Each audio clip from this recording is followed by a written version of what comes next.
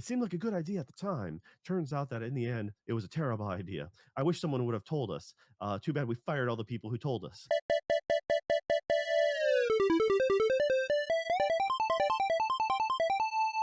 Hello and welcome to another Dead Pixel. We're a podcast about video games, anime, entertainment, life, a little bit everything in between. I'm your host, as always, Joe. And with me, to let us know about the new NBA kerfuffle of all the gambling stuff and to lead us down the new path of NFL gambling, Nick. How you doing, Nick? I'm doing okay. Yeah, I actually just heard about this. Like I can't even like. There's not even anything to like play off of here. It's just reality. Um, I actually heard about Heavily this. into gambling, yes, you are. Yeah, really. I just heard about this last night. A friend texted me, "Hey, have you heard about this gambling thing?" So yeah, Chauncey Billups, who was an NBA champion, played for Detroit for many years, won the championship there in '04, and then played in the finals again. Very successful player, presumably a multi-millionaire, and head coach of the Portland Trailblazers is very much involved in some of this gambling stuff. Apparently, there's fixed poker games for the mob. That's allegedly That was, that was the big thing for them, yeah. that's like the thing for him, which is like okay, at least he, and if that's it, that's not good, but at least he was smart enough to stay away from like specifically NBA gambling because like once you bet on the sport, I'm pretty sure all the major sports this way. Once you bet on the sport, you can never, and you get caught, you can never be involved with the sport again, like in any way. Like Pete Rose, I think I'm getting that name right. Famously bet on baseball. He always bet for his team to win. He would always say he's been kept out of the Hall of Fame ever since. People say he should be in, blah blah. I don't know, but yeah, it's kind of wild. Like I haven't actually read hardly into any of this NBA stuff, but there was a guy that got busted last year, year before, a little while ago, who was he was not like a particularly great player, but he was betting, and he was like he's betting on his team to lose. So we can assume he was like point shaving and stuff like that as well. But yeah, there was a guy that came on a podcast I listened to a long time ago. He's a famous gambler, and he wrote a book about his life and gambling and stuff like that.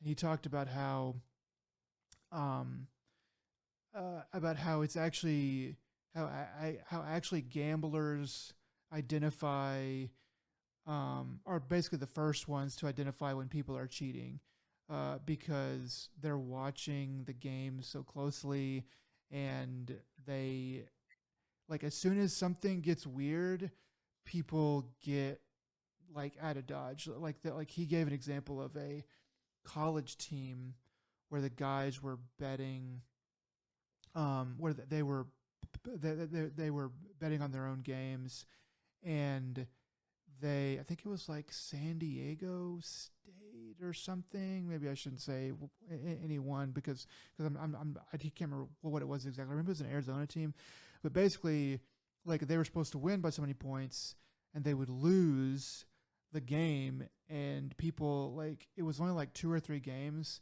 of like I think it was a college basketball team where they played like two or three games, and then all the gamblers were like, "No, something's wrong here," and everybody quit betting on those games because they were like, "Something's not right. This is messed up," and that's what led to them being caught because like Vegas got involved and was like, you guys are not doing you guys are doing something that's wrong, and people figure it out. So it's just crazy to me when people start betting on pro sports that are involved with it because you will get found out. Like they will find you. I mean, it's just crazy. Well, I mean, it's pretty much an American pastime to, to bet on your own, within the sports, it's was it, Shoeless Joe from, The Whole Just Field of Dreams, subplot the that Black Sox when you first scandal. watch it as a child, you have no idea what the hell they're talking about, and you're just like, "Okay, get to the ghosts," you know? Yeah, So, yeah. I mean, the whole Black Sox scandal and stuff like that. I mean, I mean, I'm sure there's people who've bet on, NBA players, NFL players, MLB players who have bet on their their own sport, their own game, whatever. Even maybe even bet themselves to lose or whatever. And have done it once and like never gotten cut. I'm sure that's happened, but in general, if you do it very much at all, um, they're gonna get you. I guess if you're betting on I mean, if you're betting on yourself to win, like, I mean, that's not good. I feel like that leads down a dark path, a dark, weird path. So I mean, for that reason, it should probably be outlawed. But otherwise, it's like, well, you're betting on yourself to win. Like, what else are you like? Isn't that why you're playing the game? Is because you're betting to win. Um, but yeah, it's I think what happens is like people get into a bad situation. So if you make good money playing basketball for the NBA, and then you start betting on other games, and then you become like a gambling addict and you get in deep with like the wrong people, then those people come to you and say, hey, if you will just kind of do one of these little things, then we'll kind of erase some of your debts. I think that's probably what leads a lot of these guys into this very stupid thing of betting on pro sports when you're in pro sports. Um, Otherwise, it's just like, why are you doing it, man? It's crazy. alright. Well, I mean, the sure bet is, for Ghost of Yote here, is the Zeni Get to Hachichi, the cheat. ghosts. Get to the Yeah. ghosts. So you have been playing a lot more of this, and I finally finished it. Got the platinum at roughly 75 hours. Gosh. Once again, you probably shaved off a bunch of it if you didn't do the BS that I went through. But I was having fun exploring the world, so I don't consider it a waste of time. But if you just play the right songs and hunt for the right items that you want to hunt for, and just not completely 100% clear the map of everything, uh, yourself, you're fine. You'll probably shave. That's probably more of like a 65 hour, 70 at most. Like I said, I was taking my time, had a good spot with it. Uh, but the cheat in question, I mentioned it last time too, I think, was uh, go into the accessibility settings, Hajiki, power level. There's a power you can toggle on the power meter. Mm, So when you're pulling the trigger, you can see the arch of where you're going to cast your disc, yeah. and then you will pretty much guarantee, because you get to go first. You're pretty much guaranteed to win every time. Yeah. I played a lot of Zeni Hajiki. I was losing a lot. I mean, like the very beginning, I won. I was like, okay, this game is not so hard. And then I started losing, and but even when I was winning, I really wasn't doing all that well. Um, but it got to where I would, if I didn't, I'd go first, obviously. But if I mess up once, then the other guy would just beat me. Like, so I You had have a flawless victory, so I found it quite okay to cheat. that's what I did is I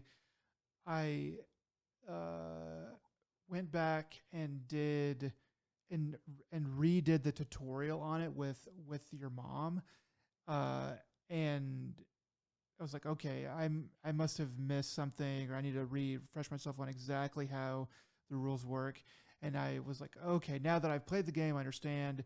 Now I am ready to go back out and try again. And so I was able to do a lot better after that. And now I pretty much win. I think I have won like 100% of the time after like after that, because it's it is more fun. I mean, it is pretty fun. It's a pretty fun game to play just on its own. But like I've gotten to where I can map out exactly how hard to hold the trigger and when to release.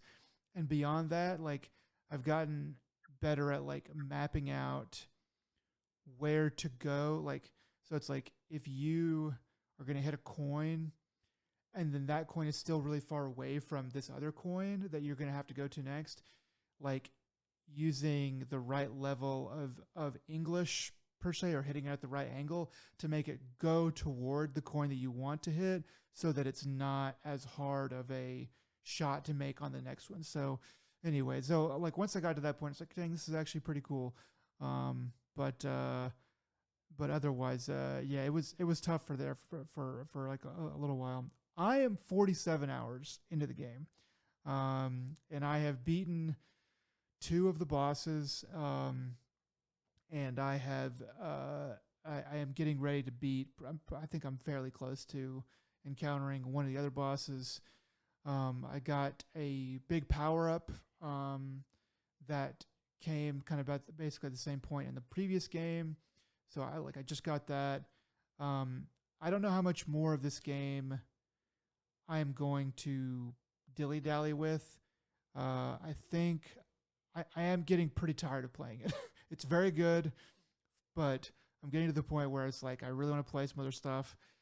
And I am tired of giving over whole weekends to it. And so I think I might start to just beeline it through the main story, because I have like, I mean, I did everything in the northwest, in the east, and in the northeast, and now I'm in the south, and I'm trying, and I've done some stuff, and I'm just like, okay, I think I've just got to go ahead and go on and try to get to, because I still have three more bosses to beat ostensibly. I mean, I have to beat two more lower level. I have to beat Saito, and I kind of want to beat some of the like one of the optional bosses as well, and those are not going to be easy. So I think I'm just going to beeline it, and then if I get stuck with difficulty, I think that's when I'll probably go back and do some more bamboo chopping or some more, hot springs. I'll get stuff on the way if I can, but I think I really only want to give this game about. I think I'd really like to top out at about 60 hours. Honestly, I think that's So it. the Psycho Brothers, like I said, it all speeds up real quick because I thought it was really silly how it's like I'm pretty sure they don't actually list a chapter three. It's only two chapters or something like I that. did see chapter two, and it's like, oh, this is what Joe was talking about. I was like, I am 45 hours in, and I'm seeing chapter two. I do not like the way this is going. It was that was I thought that was really dumb. And once again, I felt like it was really long because the fact that they gate the fact that they gate some of your last powers until like the very end, and they don't really let you play with it a lot, or they like you unlock the last part, and you get like you end up getting yet another. Um, well, it wasn't until like towards the end, the last area, you get your rifle, and then you get a sidearm later on when you move to the Oshima coast, and then you end up doing just a, like I think I did all the camps, and I actually had one more shrine, and I got the shrines, and so I had one shrine with nothing to put in. I'm like, what the hell? Like Oh because wow. I had a couple of things still locked. I'm like, this is ridiculous. I have almost nothing left in this game, and yet you have me locked, gated behind.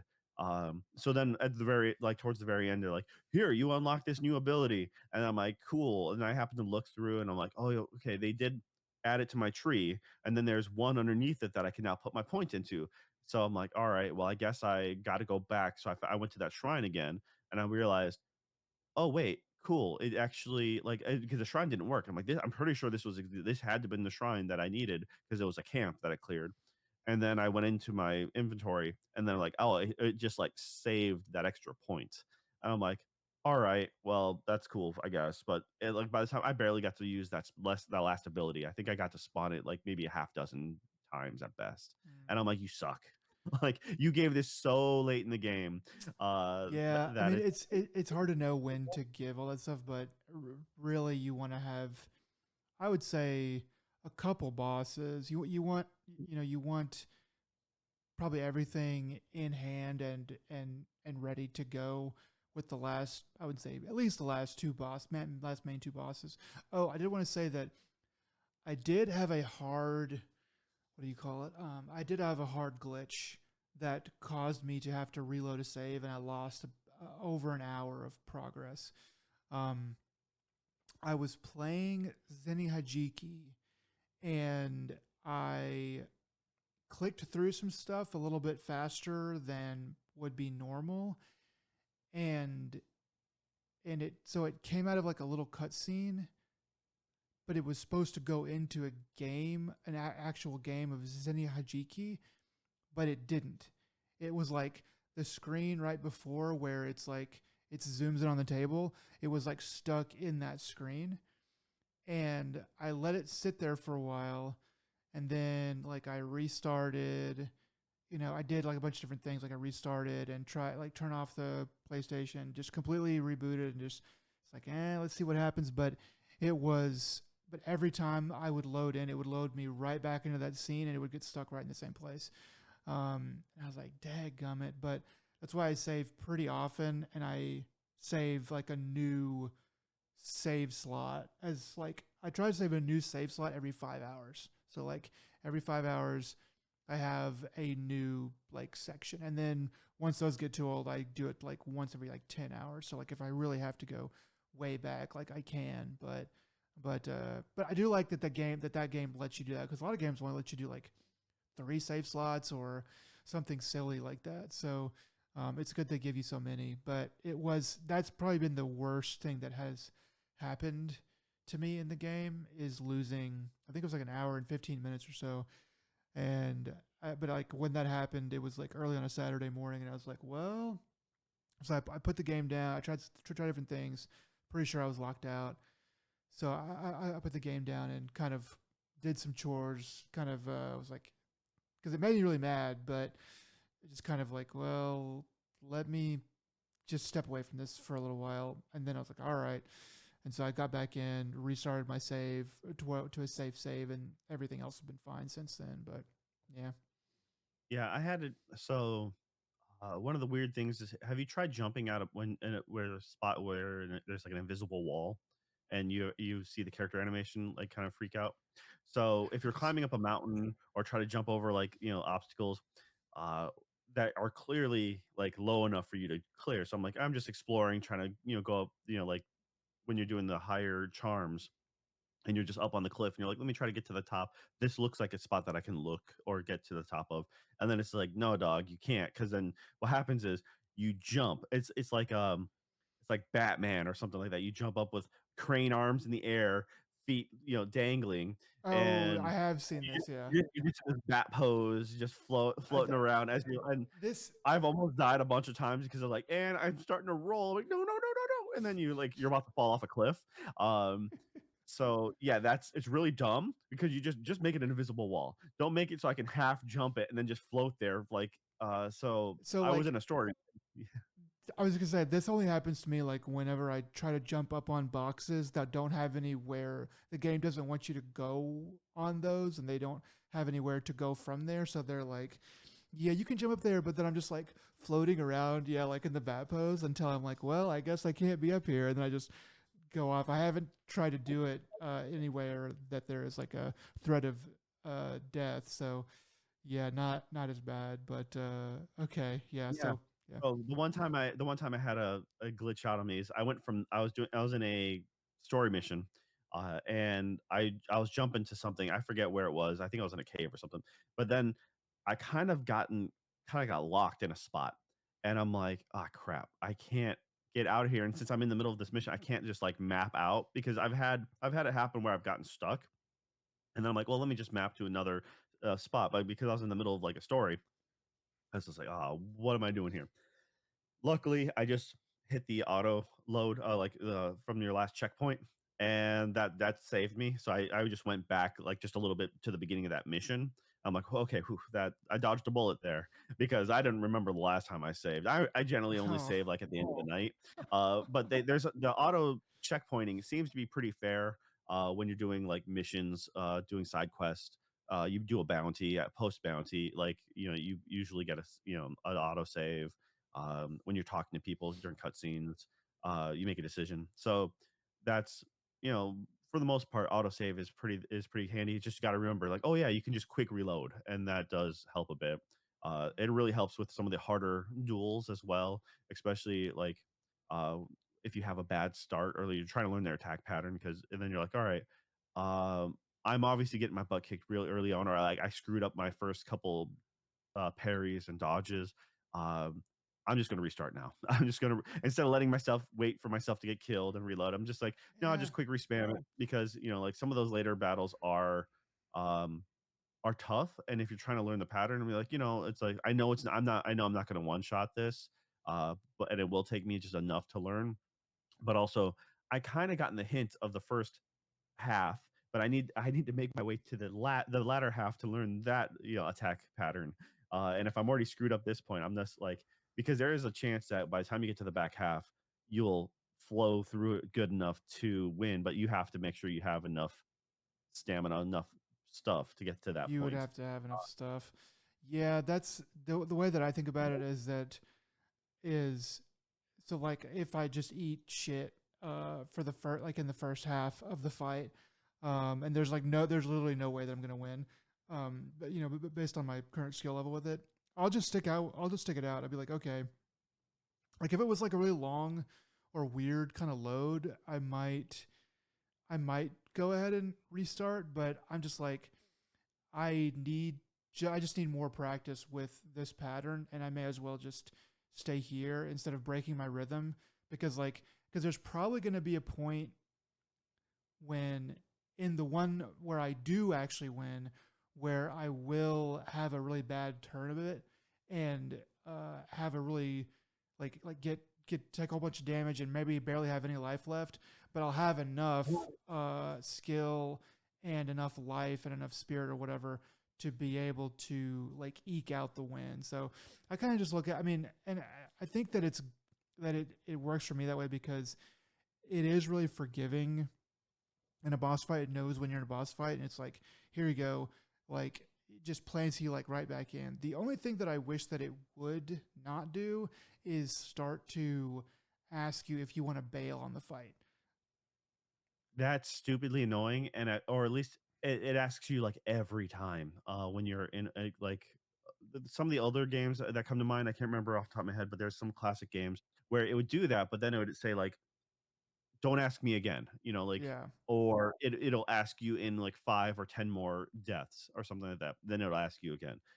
Usually in those games, it would be, "Hey, do you want me to bump this down a difficulty setting or something?" yeah. But the fact that every time you die, it's like, "Hey, you wanna quit? You It wanna quit?" it Like, it, just it stop takes asking. it takes like at least 10. I think it's like 20. It's a good long time. So it takes a while, but then when it does start up, it will ask you every time. And even then it's like you just say either X for retry or O for abandon. And it's literally just that. But like you get into a rhythm when you're just like when you're playing a really hard boss, you get into a rhythm of like dying and just being like right back into it. And that's what they do really well. It's the what's kind of jarring about it is that you have to like think about it and click X and then you're back in. It doesn't seem like that much, but like when you come really close to beating a boss, you're like completely in the zone in this flow, and you need every aspect of that. And any kind of break in that is just irritating. And It for shouldn't be, me, but it the is. watching the death animation is too long of a break Yeah, it is. because, Yeah, like, getting especially when I'm like sometimes. I'm fairly confident that there's no way unless if I play it flawlessly to the end, like because I should be able to hit the first couple parries, no problem, and then they throw something in that throws me off, where I just for some reason I'm delayed, and then I'm like, okay, well I screwed up my opener. I'm just gonna go ahead and just when you go in your menu system, go all the way to the right and hit just you don't even have to go down. You just hit triangle and restart, Mhm. and then it's just like it's pretty instant.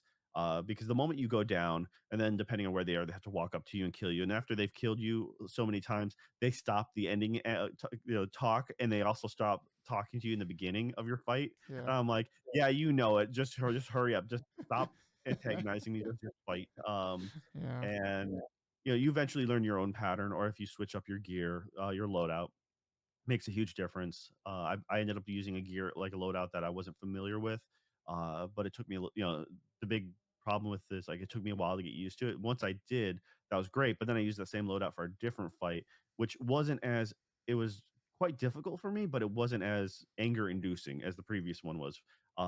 But that one is like, even with that loadout, I was like, okay, I'm gonna play a hyper aggressive, like close quarters, more dodging than parrying. Still quite a lot of parries, but it was just like a lot more dodging and then going dodging into the battle and not away and all this stuff like that. I'm like, all right, that took way longer than I feel like it should have for some reason. I feel like that person, like the entire time, it was really weird. But I'm like, all right, that's fine.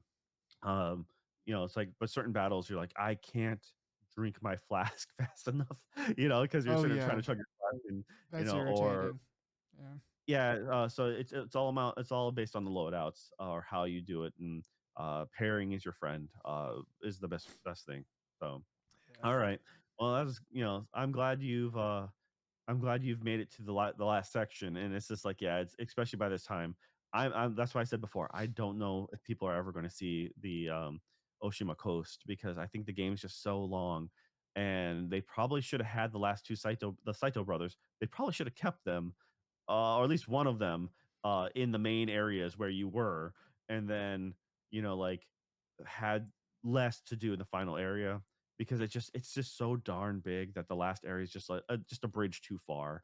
It's just like, all right, I've you burn out before you get there, especially if you're trying to do everything. And I'm like, it's great for length, and it's awesome to see a new area that has a new vibrance of color. But at the same time, you're like, I am done with it. I've stopped reading the letters or notes that I find when you pick up the Saitos. Onryos. Oh yeah. Yeah, or the Saito messages. Yeah, either the Onryo messages from the loot that they give you, or the Saito messages from beating a camp. I'm like, I don't care. Just click through it. I fit. Let's Um, go. Yeah. yeah, it's exactly it. I'm like, and then you're like, and here's a new like, and especially with the last area, like, here's a new charm that you can level up from the start. I'm like, oh, forget you, dude. I've been doing this for this X amount. By this time, I have Oh, my charm loadout. I'm not gonna use you. I could have used this thing, 20, 30 hours ago. Yeah, I have you to collect you. And then I finished the game, and then I was just like, it lets you, it lets you reload right before the final battle, yeah. so you can still do the clearing up. The way they handle that is pretty good too. I like the reasoning behind that. Um, I'm not going to spoil it, but then there's what I did was I was waiting for a friend to jump on to gaming, and we are like, so I had already beaten it. I'm like, all right, well, I've already collected everything else, so I just went ahead and got the last like 3 or 4 vanity pieces. Um, though I did find the connection to Ghost of Tsushima, and it was pretty much what I said before in the pod before the game was released is what I thought it might have been, and it was. Um, though I never played the DLC island for Ghost of Tsushima, so like I don't know how much like if you already know certain things, what they reveal to you. It's not a lot, but I'm like, man, it's like I have some thoughts about this. And then Mm, and I'm like, but I don't know if people who already played the DLC, like, oh, we already knew that. Like that wasn't anything new, but to me it was a surprise. So I ended up using yeah, it's just like I stuck with, some skins throughout the entire thing, but certain ones I would change up every now and then. Um Whenever like you had to if you had to wear a mask, I'm like, I'm gonna wear the Kitsune mask, and and no one's gonna question it because they're like, wait, it's just like I assume that if you're going around people and you're like, I'm wearing the mask of one of the high end bad guys, some of the guys would be like, hey, wait a minute, but nope, no one says anything. yeah, that's uh, sort of that dissonance that happens in games. yeah, but outside of that, like I said, it was a wonderful game. Glad I finished it. Glad to move on. But also it's it really is an awesome game to play. Sucker Punch. I was really happy with the way they executed this one. I mean, I hope they don't. it's priced right. You know, $70. This is a you're getting what you are paying for. That's I guess that's kind of like the true dream of AAA games is like yes, it's $70, but it's worth $70. That's like the promise, and I think that they deliver on it. Yeah. All right. Real quick, I'm just gonna mention. So, I was mentioning how I was playing games with my buddy for a while now. We ended up doing uh the Dark Picture Chronicles. Well, currently PlayStation has a sale going on for the latter, the House of Ash, and it before they recently added Silent Hill 2 remake on there as well. So it's been like a year since its release, and they're like, yeah, we're gonna add it for free for PlayStation extras and premium people. Um, well, we had already downloaded, House of Ash because it was they had, like, the entire Dark Picture Chronicles for free, or part of the PlayStation Extras thing, uh, and then 2 weeks ago, the system was down when I was supposed to be playing gaming with a buddy of mine. We ended up like, it just like, if for some reason our connection was issue, we thought it was our bad internet, and then we quick did a search, and Reddit thread was popping up being like, "Yeah, a lot of people just the network was down." They're like, "Of course, it's, down when you have to try to connect with a friend." Like, you can still buy stuff on the but just the actual connectivity issue. So we're like, "All right, that sucks." So then the following week, which was this last week, we're like, "All right, let's game. Let's do this." And I'm like, "Wait, this is weird. It's not letting me."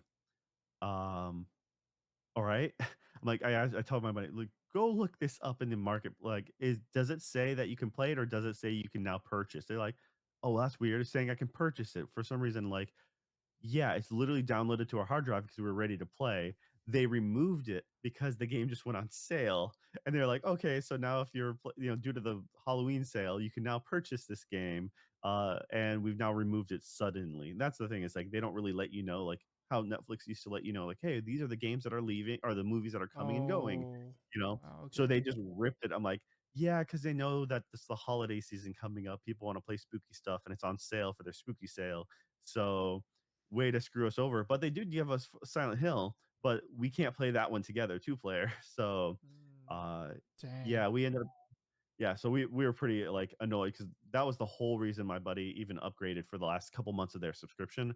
They're like, yeah, let me just upgrade to the extras so we can play these Dark Picture Chronicles games together.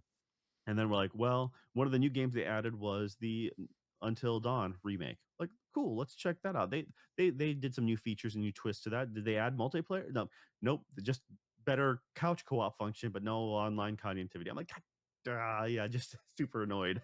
So um now we currently are playing, or we just started out. Oh, was it something like Until the Dusk Falls or something like that? Mm, Which is it was it's more or less the same style game of, it's just it's less game, in fact. It's just a quick it's a video cutscenes with quick time events.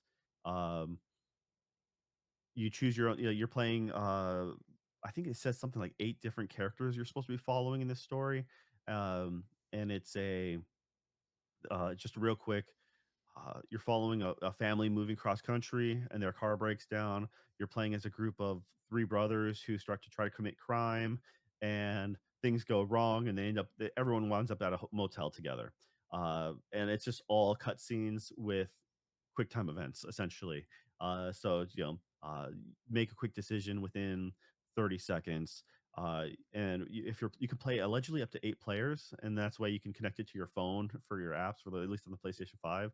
So if majority rules based off of certain things, or if we're playing two player, so if they picked one choice, I picked another choice, it would then start to toggle between our two choices. Like, hey, it's going to be random, and this person won or you won.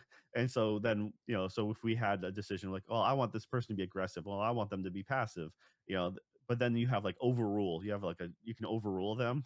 And one of the stupid things I used just to experiment with it was, we were supposed to clean an apartment before the move. And they're like, yeah, let's go do the dishes. And I'm like, no, we're gonna fix the AC unit. And they're like, and it's like, instead, but they had won the random lot like the last 3 times in a row. So I went ahead and I overruled them. And like, you're seriously just gonna use one of your 3 overrules just to fix the AC unit? I'm like, yes. Because I'm like, I don't know how smart. many of these chores we got to do before this segment ends, but we're fixing the AC unit first. It was dumb, but it's just so far the story seems okay. I'll get more into it later, but if you like, those kind of was it David Cage, Okay. kind of games, it's like, or like the any of the Dark Picture Chronicles, Until Dawn, those, like, but this is literally less gameplay than that because those have you wander the area, find clues, kind of until you stumble across the next quick time event. This is just visual novel then react, Okay. which is kind of fine in a certain way because it's like it got way quicker to the adventure. Um, so all right, yeah, like I said, it was just something we stumbled into. We'll find out. I'll play more of it and I'll let you know if I finish it. But it was just super annoying that you couldn't finish we couldn't finish the Dark Picture Chronicles. But hey, if you guys haven't played the Until Dawn remake, I think the original's on there too. It's under the PlayStation Plus extras or premium, and then they also have the new Silent Hill remake or Silent Hill 2 remake. So if you haven't got a chance to play that, now's the chance, and it's just in time. So just nothing multiplayer, unfortunately. Nothing multiplayer. All right, so what have you been playing, man? So this is actually from before we started Yote, but I played like 10-ish hours of Hades 2. And I think it's like a 25-hour game they say to beat. So I'm not even quite halfway through it, maybe. But I did get a chance to play quite a chunk, and it's a lot like the first game, which I don't play. I think I've played it longer than I played the first game. But it's a lot like the first game. All the same good stuff is there. Um, and I like the story quite a bit. Um, I feel like it's harder than the first game, but it has been a couple weeks since I played it. But I don't know, like uh, there's there's it's same but different in a lot of ways. But it's been more enjoyable to me than the first game was. I don't know why though. I think it might just be because I kind of decided to to play this one. Hades 1, I waited until I think it came on like Epic, and it was like, or maybe it was I think it might have been when I had Xbox Game Pass, because I'm pretty sure that I was just able to play it for free. And so like it sort of came to me, and I was like, yeah, I just wasn't really all that. You I got got it on sale during PlayStation because you have it on the PlayStation. That's how I was able But to I play it. think that was later. I could have sworn that was Oh, later. Um, I just know I played your PlayStation version, and I got r I that was one of those I found out real quickly it's a 30-minute, like, at a run at a time for me, and it it was just like does get but to it's be like that a way. one more run game. It's just one more run, 2:30 in the morning, you're like, "Dang it, okay." That was 5 runs ago. Yeah. So basically, what I'm trying to say is I didn't have a whole lot invested into the first one, and it was kind of late to the party, so it's like, what does this really matter? Um, but this one, I was able to jump in pretty much, day one or the first weekend, and play a good chunk of it. I figured it would be important because of Game of the Year and stuff like that. So I do want to get back to it. I do want to finish it up. Um, and there's plenty more to say about it. But that'll have to wait until next time. I also feel like I need to go back and at least do some research on the first game, because there's a lot of things that I feel like are going over my head about it. But at the very least, it's still like fun to play, and it's got a good cast of like new characters and sort of new twists on the old stuff. So anyway, I'll be giving more info on that as time goes on. Awesome. Alright, oh, and the correct name of the title that I was playing before, was, As Dusk Falls. Okay. It's the multiplayer, choose your adventure game. So alright.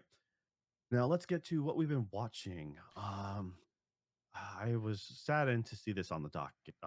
Nick, what the hell have you been So so this will be another kind of a quick hit, because I haven't finished the season of it yet, but um they made watching? another season of Alice in Borderland. So I know Joe just um hates the show, and it's part of why I decided to I I watch it, figured you were because just to irk me, I wanted to but it's fine because trigger I you. don't have to go through this. So you give me the cliff notes, and I'll be like, "Thank God I didn't waste my life on it," you know? So like, okay, so I remember when they okay, so season 2 ends, and I won't give any spoilers away, except that when season 2 ends, it feels like the end. It feels like the end that they were going for. You know, when season 1 ends, you're like, okay, we have more to do. But when season 2 ends, it's like, that definitely feels like it. So, but at the very, very end of season 2, they give this little teaser, and it's like, I hesitate to use the word joke, but it's like a joke, uh, more than an actual like tease toward like another season. Well, they decided to turn that joke into a whole other season. So when I heard they were doing that, I was like, this is going to be a shit show. This is going to be bad. This is going to be bad. So I just didn't really think anything more about it. Lo and behold, it comes out. I see it come on my Netflix, and I'm like, I'm not going to watch this. At least not right now. I'm not going to watch this. At least I'm just not going to do it right now. I'm at work in my cube, and one of my buddies comes up to me because we had talked about Alice in Borderland when it came out, on Netflix before. I think I'd watched it first, and then he had watched it later, so we talked about it. He came up to me and he was like, "Hey, have you started watching Alice in Borderland season 3?" And I was like, "No, I haven't." He was like, "Okay."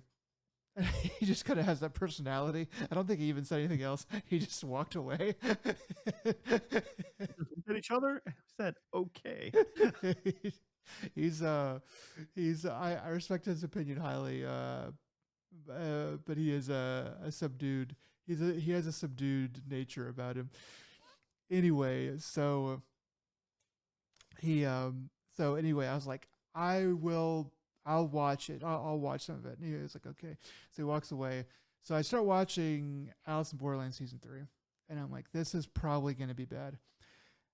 And I watched the first episode, and really, even by the first like 15 minutes of the first episode, I was like, okay, they're doing it. They have figured out a way in the lore to create some semblance or reason for a season 3. And it's kind of thin. I won't say exactly what is going on, but it's kind of thin. I'm not saying it's paper thin, but it's just like a little bit thin, and that's okay. Um, and then some of the games that I've seen so far, because it's like, as with the first 2 seasons, this third season is all about these games of death. Some of the games I'm watching them and I'm kind of like, but like, wouldn't you just do this? Or people are like conveniently stupid to show you what happens when you are stupid about the game. So barring those 2 things, it is pretty good. Like, it's like, if you didn't like the first season, or you don't like the concept, or you're tired of death games, it's not going to change your mind. It's not going to help you. But as far as like being able to go from season 1 and season 2, which ostensibly somebody thought needed to exist, to a season 3 that really should not exist and still be pretty good, it's doing what it needs to do. The games are like, I've seen three or 4 games, and they are interesting enough. They're not amazing, but they're pretty much on par with the. Actually, they are pretty much on par with games in the first season. I do feel like if I think about it for more than 15 minutes at a time, I probably will be able to poke a lot of holes in it. But if you're just into a show that has like decent enough acting and kind of curious death games, and you want to like follow it and the characters to see what happens, this show, you could definitely do worse than this show. This show is pretty alright. I do also really like the main 2 the main two actors that play the main two characters. Like, I did think that they were really good in the last season, and a lot of the other side characters were also like really good. Um, but carrying over those two characters, I was like, okay, they got the same actors back, and so that's good. I'm in for that. And then a lot of the side characters in this season have won me over very quickly. They've been like, this guy is going to be a piece of crap. Oh, he's actually kind of good. Or this chick is going to be annoying. Oh, she's actually kind of like got like some character and like kind of well rounded and kind of interesting. That, and I don't think that there's going to be more. I did see that there are only 6 episodes in this season, whereas the previous 2 seasons had 8 each, I believe. So so like I think that that that I think it's probably a good move, because I was like 8 episodes would be kind of nice, but 6 episodes is probably right, because they probably don't really have all that much more to say. Um, I don't know where this fits in with the manga, and I know there was an anime too, which I doubt the anime went beyond the manga, but so yeah, I don't want to know until after the season, and maybe not ever, but I kind of wonder if either there was bonus content that the mangaka came out with after the main thing of the manga, and this is part of that, or I almost wonder if the mangaka is like got involved with this show and was like, "Hey, it's been a couple of years since I wrote the manga. I have some more ideas. We can make another like a third season. We can all make some more cheddar." You know, I don't know, and I'll probably Google it or do some research after I get through watching this season. But yeah, you could definitely do worse. All right. Well, the yeah, it's once again. I think that if you're early, if you're new to the whole genre, it's fine. It's not a bad first entry or early entry into that kind of show. Uh, I found there to be season one to have annoying parts, but it was passable, and then season two was just trash. So that's and yeah, I didn't finish season two. Because by the time of season one, I was like, yeah, it's passable, but man, it just went downhill from there. And then season two, like I couldn't make it past the first couple episodes. I'm like, no, I'm done. And then you gave me the cliff notes, and I'm like, oh, nice, okay, cool. I'm glad I skipped that. So, Yeah, uh, no, I want there to be something, like I don't mind if there's, things change it up. Like some manga, you are so famous for only one segment, Berserk, only the whole golden I forget what it's the called now. golden Golden age arc. Yeah, Yeah, it is okay. It's only ever that. It's never beyond that, almost ever. Then you have Gantz. Gantz is great, but they only ever show the first intro tutorial. Like the rest of that series goes wild, like just crazy off the walls in comparison. So it kind of feels like something like this, where it looks like, you thought this was a big thing, and then you're like, no, no, no, that's just like the tutorial zone, and now the rest of the world opens up to you. uh Turns out to be way bigger than you expected, and you really don't want to be in for that ride, but hey, it's nice that it's there. um yeah. but all right, so last week you mentioned how you got to watch it, this movie, and you waited for me, and I actually got to watch it as well. Weapons.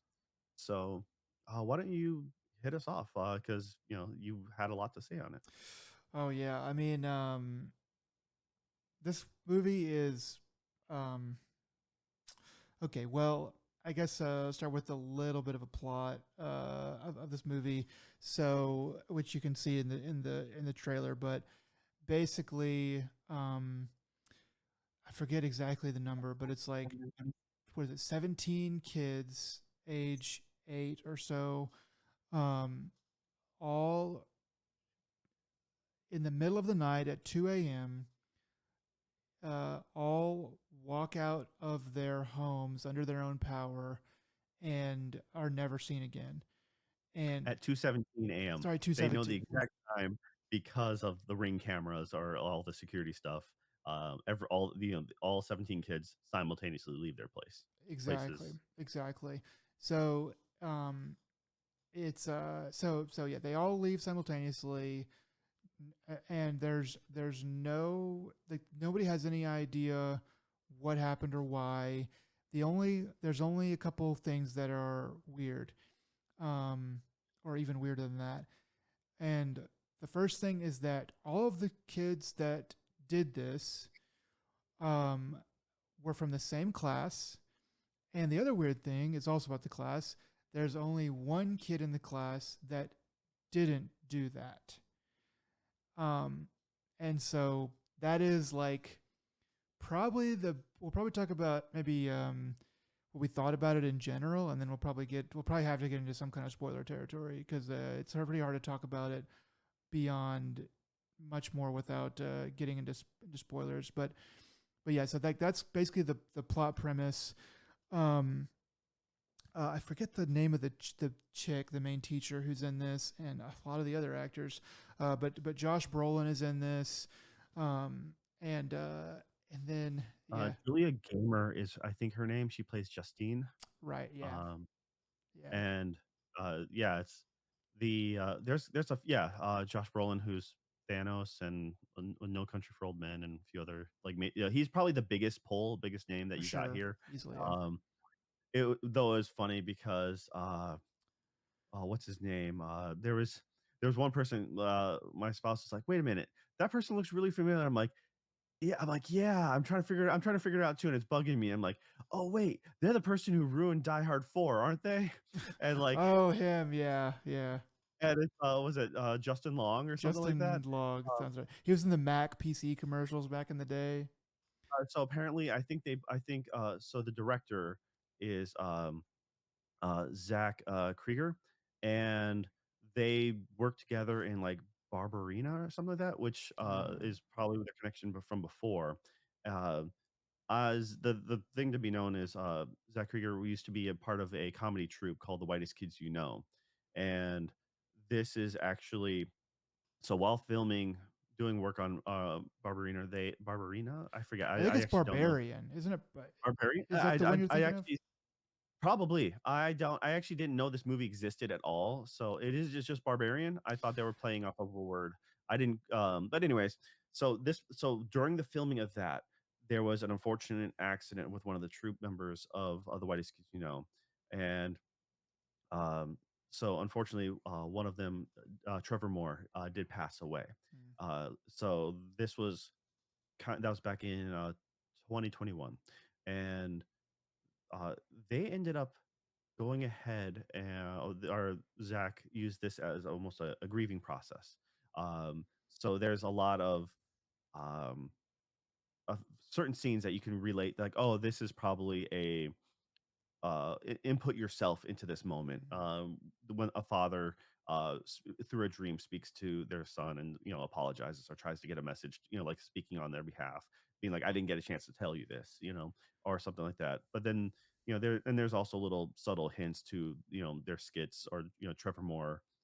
There's a scene in this where there's was it Benedict Wong Yeah, from yeah, who is the other big name in this one. he's great. He's great in this too. Yeah, and so from the Doctor Strange, Marvel movies, but ends up like them and their significant other have a plate of 7 hot dogs, and that's from a Whitest Kids You Know skit where Trevor Moore plays a doctor and is talking to their patient, being like, "So, tell me in a course of a week, what's your average daily hot dog consumption?"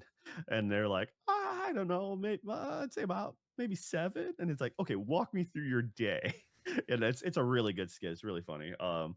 But yeah, it's like, but by noon, there's like, "Oh, you're already at 7 hot dogs. I hope that's it for the day." It's but anyway, so it's an homage to that, and they have a couple really decent references here and there just to other things in general. Uh, Um, but yeah, it's no, continue on what you thought with it, so because so it was if you've I have a bunch to say, a so bunch, yeah. if you've seen Barbarian, this movie is different from Barbarian. Um, the title is different. It came out at a different time. This movie is different from Barbarian. But looking back on Barbarian after having watched this movie, I'm like, okay, I can definitely see how this guy. I'm starting to see how this guy thinks, like the way that this guy like writes movies, because there's a lot that happens, and then there's a lot that is told in flashback, and then there's a lot that happens in the present, and he does a really good job. The writer for this movie and director, I guess, does a really good job of knowing exactly when and how to tell what part of the story. Like, this part is most interesting if we put it here. This part is most interesting if we put it there. Now you need to know this, so we're going to go back and do that because that is what you need to know to make the next part even more interesting. So, so he's really good at that, and that carries over into this movie, um, and it's it's good. There were two jump scares that I knew were coming. One was with Justine, with Justine's character, and the other one was with Josh Brolin's character. Um, and I knew they were coming, and they still scared me. They still made me mad, and I still like screamed out loud when they both happened. Um, and I was like, I know this. I know what's gonna happen. I know what's gonna happen. I know it's gonna, and then it would happen, and I'd be like, ah, I just like, um, so I don't really appreciate jump scares. Um, I think that those are probably I think those are fine in this movie, but they're probably the worst parts of the movie, which is saying it's a high floor. Is what I'll say. They're fine, they're good, but the rest of the movie is even better, you know. And it's so like Barbarian. This movie, it is it is scary, and it's tense and stuff like that, but it's also it has parts that are just really funny, that are just So, really freaking funny. all right, I'm stepping real quick. So the way I looked at this was it's more of a all right. The first half of this, if not almost two thirds, is less horror and just more creepy suspense. I mean, there's a slight undertone of horror, but it's more like what's going on. It's more of a mystery, and it's just the tension's right. There's and you know one of the things I love about this movie is the soundtrack plus the audio, the way they use the audio cues. They do a lot of classic horror, like the violin plucking, and because there's a lot more downtime and there's like not a lot of like music blaring or anything like that. Um, you really notice those, you know, sound cues. And it feels more like classic horror film, like, you know, and then you have also when they do play music, it's more effective and it's just more noticeable. An officer is chasing a certain suspect and they're having the weird like a bass beat go in the background, kind of almost heartbeat rhythmic, Yeah, but yeah, heart yeah, it's pounding. just Yeah. like yeah, so it's very good use of that. And so, like I said, it's up until it's only, and I'm not going to spoil anything here at this junction, but it's you know, like I said, the first half to two thirds is just suspense and mystery, and it is creepy, and that the creepiness is what makes it scary because it's the unknown. But like, it's not really horror tradition, and then it jumps to a psychological trauma horror, like Mm, uh to a whole new level, and you're just like, oh dear lord, like that cuts in a very different deep way, and it's just like, yeah, that's surprising, and you know, so that's uh I liked that juxtaposition, and I appreciate it for not being you know, like, I'm not a big fan of gore. I mean, mm, I don't really care, like, you know, in violence or anything like that, but, like, just, any of the old slasher films, I just that's not my kind of horror. So Texas Chainsaw Massacre, I'm like, that doesn't really move the needle for me in any way. Um, and so that it doesn't do that. I like things that make you, you know, because it has this whole mystery vibe behind it, and especially in the beginning, that's really what hooked me in. And the characters are done really well. You may not like all the characters, but they're done oh well, yeah, yeah. and that's the key part, like, because what's it, Josh Brolin's character talks to one person, and that person straight up denies their access, but then he waits and sneaks and talks to the husband, and the husband lets him in, that was his foot in the door, and it's just like, It's tricky and sneaky, but at the same time, it's just like before, I have, it's like, or the teacher. So the only two people that didn't disappear from the class is one boy, and the teacher. Those are the only two. Um, and she's kind of all over the place, and so I think her character is she's acted well. I mean, I like the character. I kinda wish I kinda wanted a certain fate for her, and stuff like that, but I was just like, Like "Yeah." every character has room to breathe. They are given their own. I mean, every main character is like given room to breathe. They have their own section. They have it's like now the story told from their point of view, and then now the story told from this person's point of view. So, and they interact and stuff, but you get a much. It feels much more like they're fleshed out and believable because they're given their own space. Correct, yes. Um, I don't know if we're gonna be able to talk too much more. I have just a few more things I'm gonna mention before we get into spoiler territory. So the use of the little use of the narrator, is great. The opener, Mm. bit, they preface it with the whole, like, this is a true story, to get, it's like, to get you more into that vibe, or at least make you into that mindset, which is like, it's clever.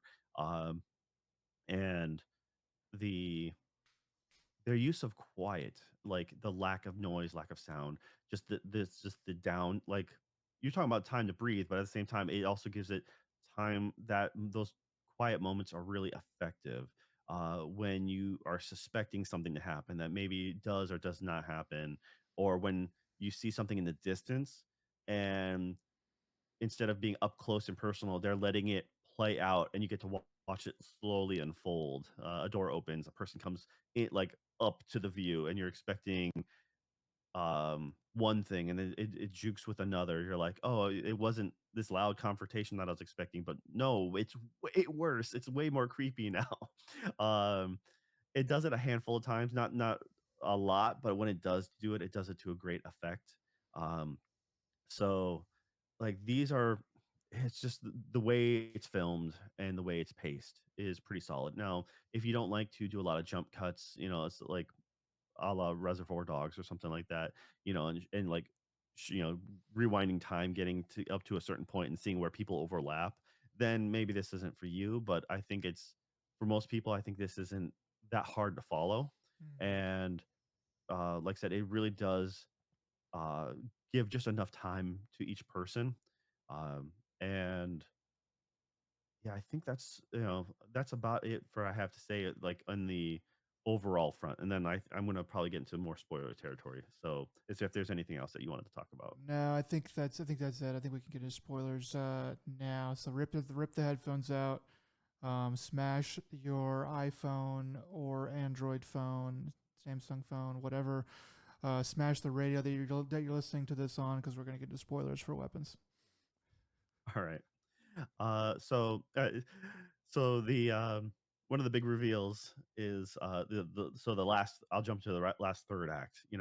When the entire time you're trying to figure out what's happened to these kids, you don't know what's going on. You're finding people suffering through their own grief or their own coping mechanisms, and then you get to from the mystery and suspense to the flat out horror of this kid having a normal happy family to be invaded by an outsider, whether they're family or not, presumably not family, but somehow just um, posing as family, and then just being this creepy outsider who turns out to be a witch, Like a and real witch, like a like a real yeah, magic practicing. Hey, magic is real and it works kind of witch. Yeah.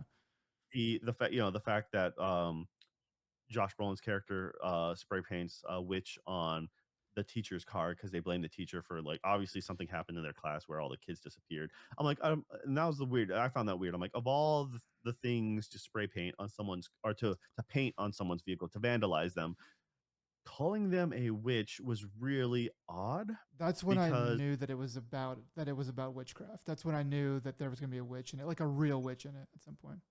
Yeah, because I mean, because that's exactly it. Because I'm like, no, you usually say a bunch of anything else. You swear at them, you call them hey, C other hateful word, things. B word, yeah. Yeah, something, but you don't like. I'm like, so that was like okay. But they do a really good job about giving. One of the things I like about this is some red herrings, because they don't explain anything. They just say the kids just all left, and they all left and ran in a weird way. Almost they all run out like Naruto, but not quite. Yeah, they're There's an actual I saw an article written about this, and according to the script, it was the kids are walking with their arms stretched downward in a V shape, like the Vietnamese girl covered in napalm. Uh, oh, and okay. so Interesting. when you hear it like that, I'm like that is terrifying, and that is yeah, that is a much more morbid concept, which is true because they are upright when they run. They're not doing the 45-degree bending at the waist torso. Yeah.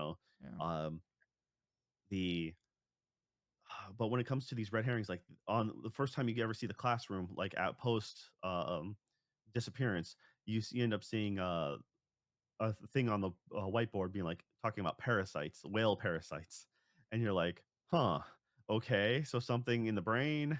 Then there's a bit in class where they talk about they're talking about parasites, and one of the kids yells, it says tapeworm, and they're like, that's a gross one, right? And blah blah blah. And then the last bit was uh, Benedict Wong's character when they're sitting down to eat the hot dogs. They're watching the TV and they're showing the fungus parasite with the ants, which is the exact thing that they show in The Last of Us. Hmm. Um, so that's like the concept of that. So like they are kind of hinting that this is possibly what happened to the kids, and you know leaving. I'm like that was a really good red herring for it to be like no, that was all just BS. Yeah. You were spinning your wheels for nothing. And I'm like, here you are thinking you're going to be real smart. We're just going to give you the middle finger the entire time. Yeah, So yeah, those things. Because I thought it was like, because I saw those things sooner. I was like, well, those are definitely planted in there, to be part of it. But yeah, it's you know, uh, Amy Madigan plays the witch. The name of the witch is Gladys Lilly, and um, she is really weird. Like, she has like when you first see her, I guess in a serious way, she comes into the principal's office, and her level of makeup is like a clown. She literally looks like a clown. Um, she looked like I she looked like William Defoe. Like that's like kind of the vibe I got from like was it Boondock Saints or whatever.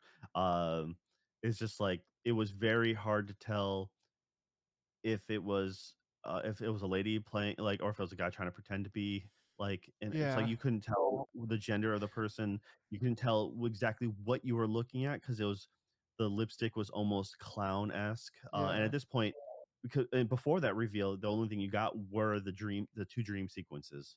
yeah. Um, and so you unless if you paused it there, you didn't get a good enough look, but it did look clownish.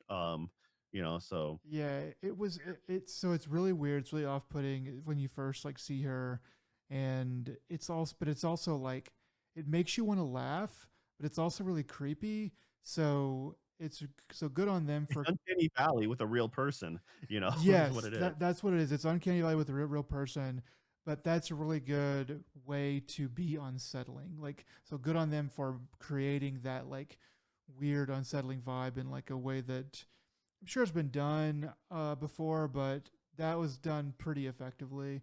Um, and then, yeah, I mean, like once it's sort of revealed like what's going on, and you see the kids in the basement, and he's having to feed them like soup to keep them alive, and just from that point on, like they do a really good job of like showing you the rules without telling you these are the rules for what we're trying to tell you. They do like this and then this and then this, and by the end, I mean, there's definitely a couple holes I could poke in this movie a little bit, but to just praise like this and this and this, and then by the end, it's you've learned all the rules, and the little boy Alex has learned all the rules, and so when he goes to defeat the witch, it's like, well, you've shown us everything, lady. Like, you showed us exactly how this works, and now all I've got to do is do it back on you. And that, I really like that because it was nice, poetic justice. Yeah, so it worked really well. Uh I have here written, the lack of information is great because they don't exposition dump. They don't have someone, and the thing is, there's also lack of lore for the world that they're building. There's not like a superstition in the town or an old folk tale about witches. There's none of that that they can clip together. Like this is what it's from. This is completely out of left field, and that's kind of what I like about it because it's not like let's go to the library and like research this thing. It's no, no, no. This is you're experiencing it like when as the kid is.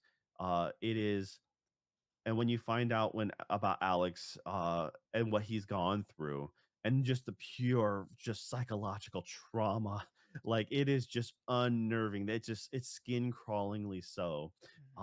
um, and you just feel for him because, yeah, he's having to take care of his parents, he's had and then he has to take care of these kids, um, which like, a lot of them bullied him too, like, Well, or they yeah, were that's the thing is like Josh Brolin's son in the movie is Matthew. yeah, Matthew is like one of the bullies, and it's like, but he's also caught up in under the witch's spell, so it has a lot of like, I want to root for this character, but I also don't like this character. And that happens throughout the movie with like several other people as well, like the cop, and then Julia Garner's character, Justine. Um, it's weird, that kind of push and pull that it does for that.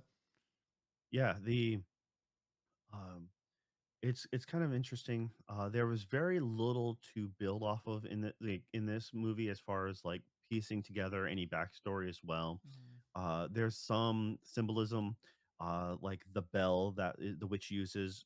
For some reason, has a number 6 on it, and it has an upside down triangle, like in the upper left corner. So at the very end of the movie during the credits, you see just a normal triangle posted, and the credits being played off of it come in at an angle, riding up the slope of the triangle on both sides, kind of intersecting, and that was kind of a fun play. I'm like, that's different. No credit stinger, no nothing, just just the credits playing. Uh, the yeah, like I was trying to piece together a bunch of just trying to see what I could figure out because uh you're left in wonder. One of the first creepy scenes I talked about with the silence is when Justine is sitting outside the car looking at Alex's home, Oh yeah. uh, and the door just busts open and like creepily like person with like scissors in hands. You don't know what it is at first, but you just see something in hand high above, and then shambles their way to it, and they're passed out drunk in the driver's seat.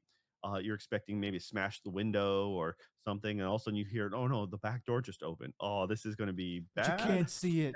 You can You only can't, hear it. Yeah. and then all of a sudden, sheer like scissors just come out and clip the hair, and then grabs it and just like you're like, "What?"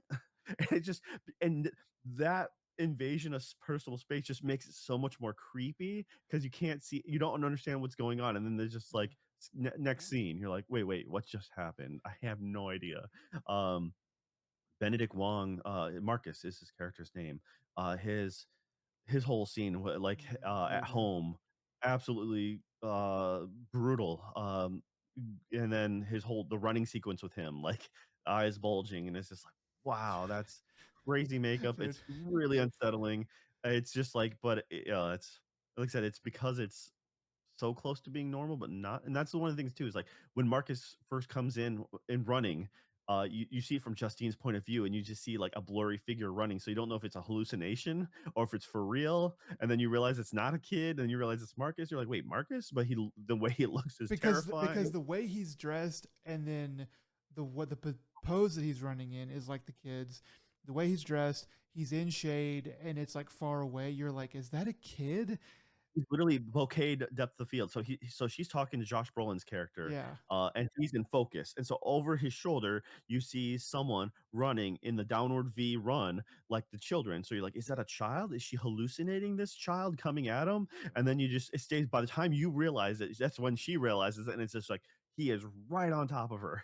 And Yeah. it's just like, yeah, it's very well done. It's like I said, it's less horror in the traditional sense, but more just unsettling and just creepy and just makes you just like shiver, you know? Yeah, those I think are the building blocks to good horror. Is you have to be on the edge of your seat before they scare you out of your seat. You know, that's kind of that's kind of just good structure for that.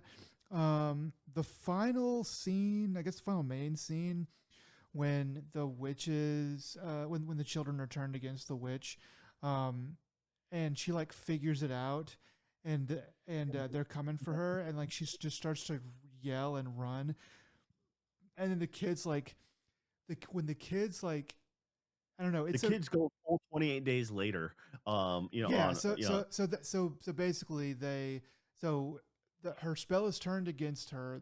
The kids are sicked on her, and so they attack her and chase her down. She runs through about like a bunch of houses in the neighborhood, and then when she ends up on the lawn and falls or whatever, and they're like on her, and then the way they show it is they just show the children like ripping her literally. They do a good job of the special effects they in this. do it she gets quartered. She literally gets drawn and quartered Yeah, essentially just by like literally like ripped apart, like they like rip off her face and everything, and it's really gross. But it's really cool because of the like effects for it. But it was so that's pretty horrifying just by itself. But then like the comeuppance, like the feeling of like yeah, you got yours. Like this is what you deserve, lady. Um, because of like how evil she was and stuff. So that was pretty wild, and it was a good a good end. yeah, it was a good death. It was a good death. So Well, that the well that and they start to say like the narrator comes back after that point and says like some of the kids even started to talk again this year. So like the kids are stuck in that state because nobody like actually broke the spell, right? No, see, I think what it is this it's they've become stagnant for so long that their bodies become vegetative is the way I looked at it. Um so like the parents kind of like the Alex's parents kind of, he was able to like they're they're bent down to him and he's able to hug them at the end, but like they are kind of checked out. The kids after fulfilling their order because that's how the witch. So I kind of discussed this with my spouse and we're trying to figure this out. So you have to the rules were you have to take something that belongs to that person to control them.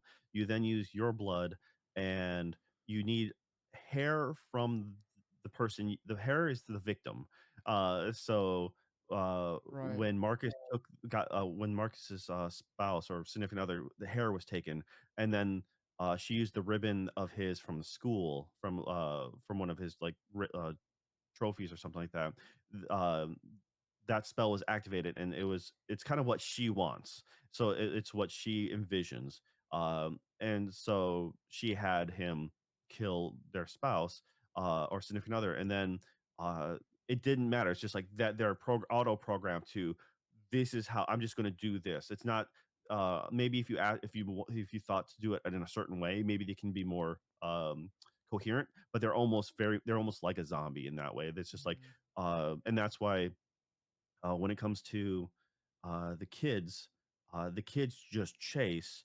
Though the really that fun over the shoulder shot of the first kid to intercept, going through multiple doors and windows and stuff, and at the very end, um, as Gladys goes through the last door, they lurk to the door, but then they juke to the front and they go through that final window to Yeah. to tackle. And for a brief moment we're like, wait, do they have cognitive capability? We're like, no, that can't be correct because when Marcus went to take out Justine, Marcus didn't drive. Marcus ran across town because, and it was, and you're just assuming they know where they are. Their victim is due to magic. And so it's just like your radar. But yeah, it's like, so he just runs in a beeline, and he just, and so the kids, they don't have any tools because they're not told to use tools. But when Alex's parents hurt themselves, they use forks because that's what Gladys thought. And Gladys says, I can make them hurt themselves. I can make them eat themselves or Yeah. eat each other. Like, so it's based off of what you want. So when Alex commanded the kids to attack Gladys, in his mind, it just probably just kill her.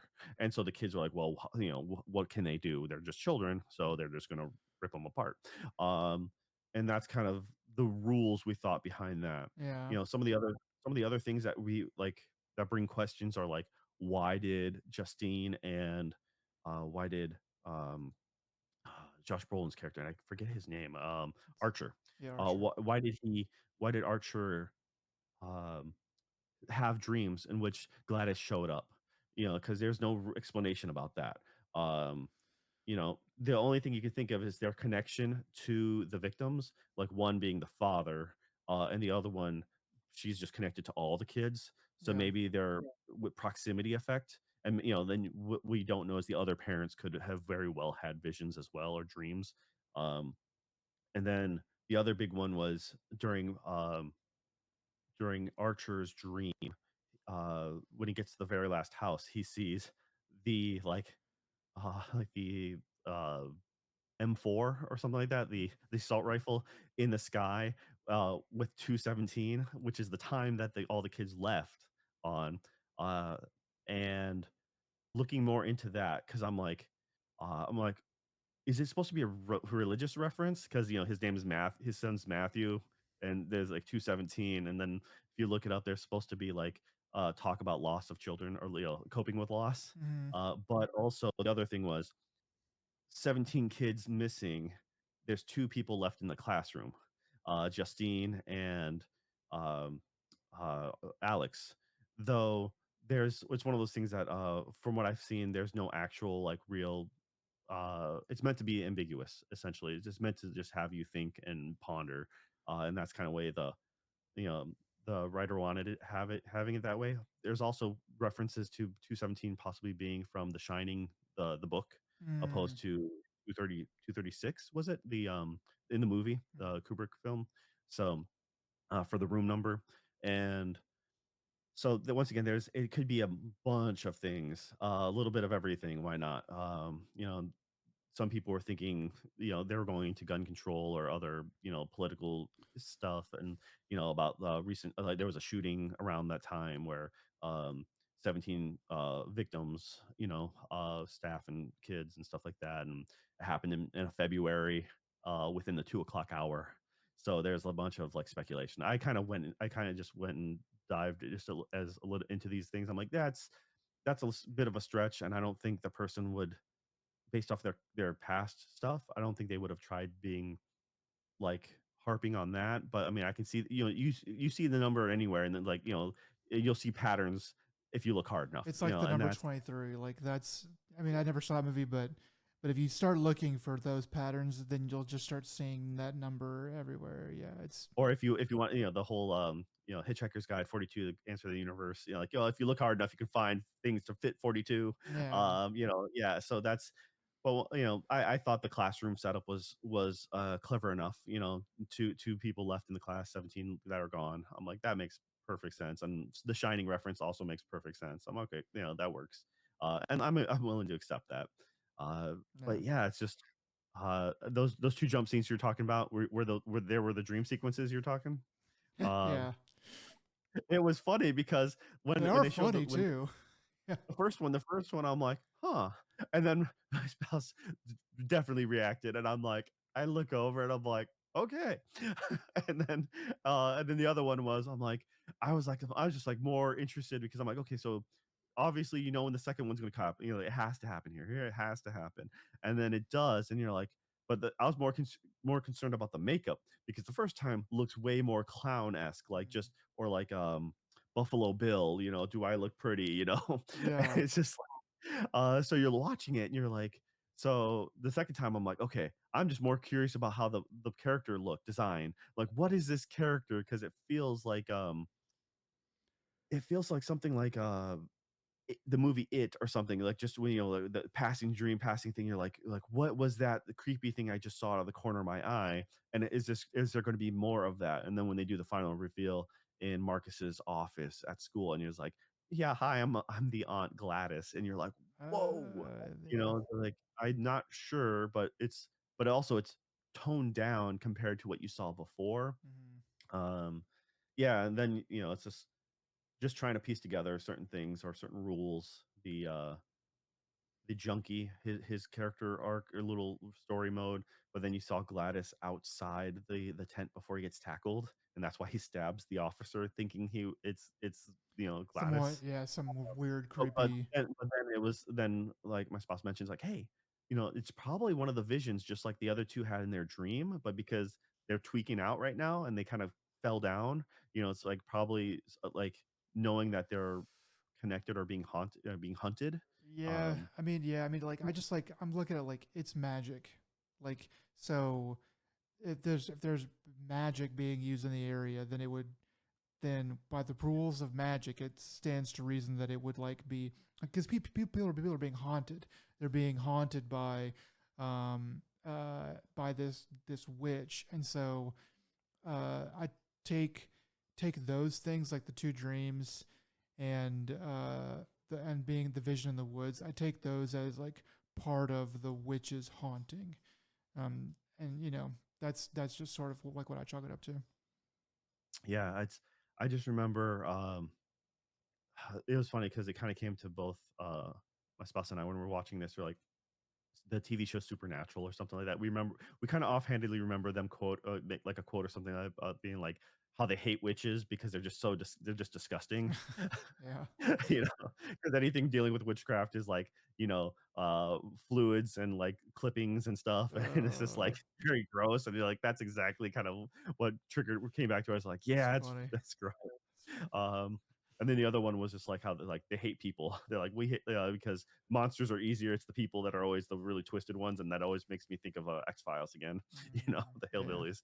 Um, but yeah, anyways, gosh, this movie, uh was way better than I expected. Because when I first saw it, I didn't know anything about this. I didn't know, like, it made me interested when I found out um, that who the director was. I'm like, oh, okay, cool. I was not expecting that, Mm. and that gives me hope because when I just see a bunch of kids on the cover, I'm just like, oh, so it's gonna be like a new Children of the Corn is exactly what I thought it was. I just like, all right. Yeah, it Um, seems really boilerplate whenever you see like whenever I saw the trailer, I was like, this just seems like not good. And then I heard it was really good from everybody, and then I found out it was the same writer as Barbarian, and I was like, oh, okay. And I was like, okay, now I I gotta see never, this.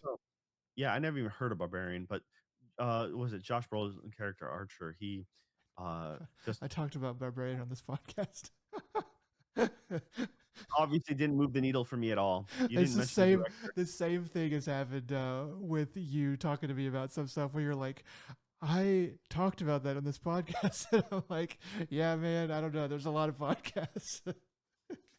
We've done a handful of them now. Yeah, Surprisingly enough, we're still doing it.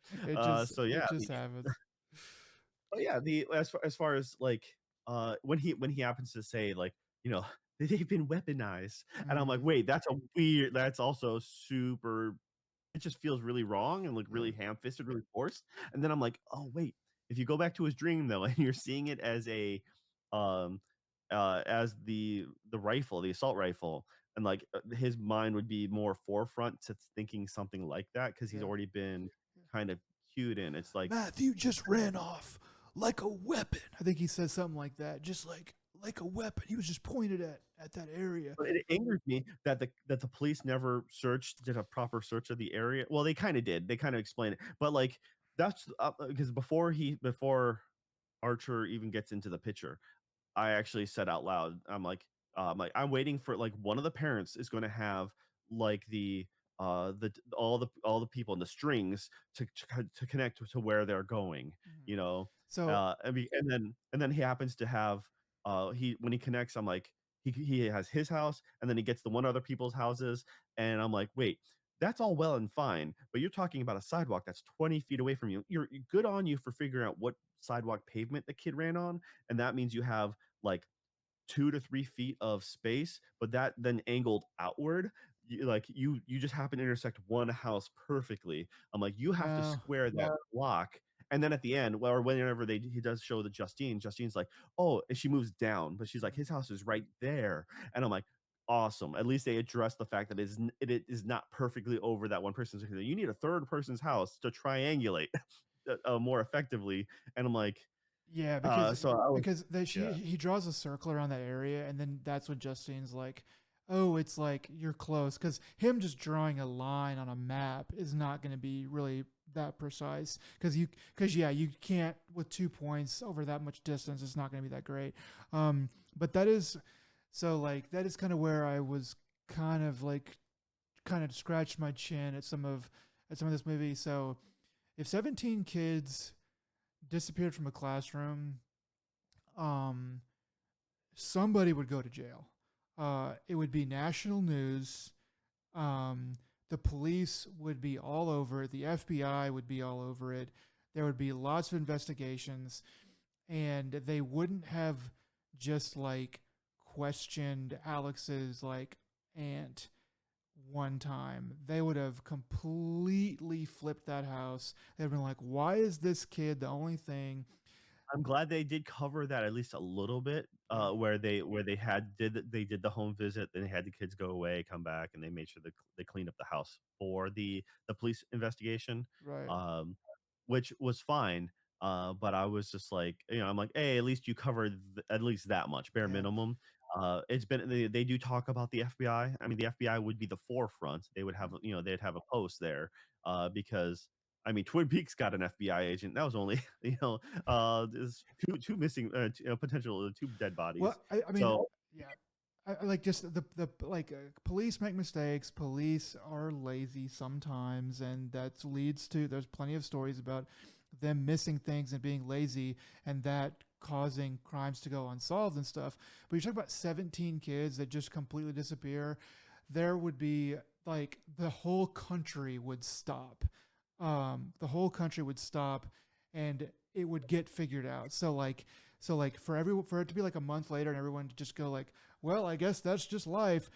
That's where I'm like, okay, you have to suspend disbelief a little bit, beyond like the magic and stuff like that, which is already crazy. But you have to suspend kind of disbelief in like the way human nature is a little bit, because there is no way that like the other thing too is like there would be hundreds of cops, hundreds of FBI agents.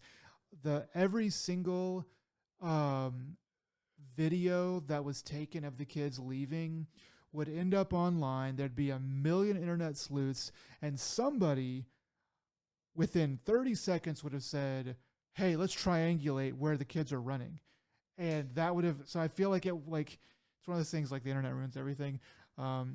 Like it would have been solved, or at least been like dug at so hard that it would have been started to be solved within about 3 minutes on the internet. I mean, it's just well, see, yeah, and yeah, that's the only way you can kind of fix that, but then it causes its own problems is if you rewind time, yeah, make it back set in an earlier time before the cameras, but then you have to have an excuse of saying, well, how do you know what time the kids left?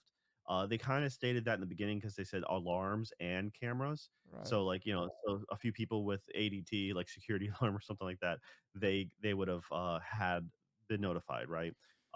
yeah, But then but outside of those parents, and then them being one of the first to react, it's like the rest of it's pretty solid.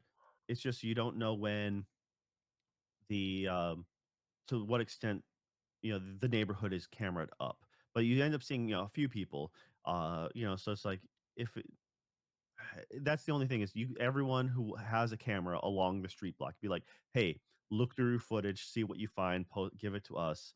yeah, um Now there was, like I said, it was still a really fun ride having the different perspectives.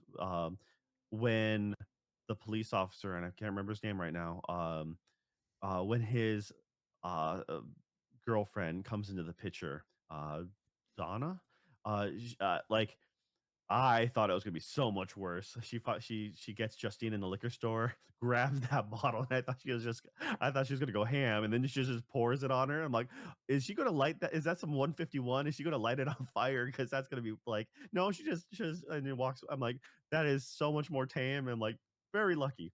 But also, I kind of really hated Justine's character. Um, like you are a person that I do not like, and so I didn't mind having Justine had them like problems. Yeah. yeah, yeah, very much so. A bit of bipolar and a bit of everything else. But Alcoholism. the Yeah. oh yeah, and so we are just looking at it like, man, um, but as the full story goes, I was like, yeah, it's good. The end, apparently, the narration at the ending was something that originally wasn't in the script.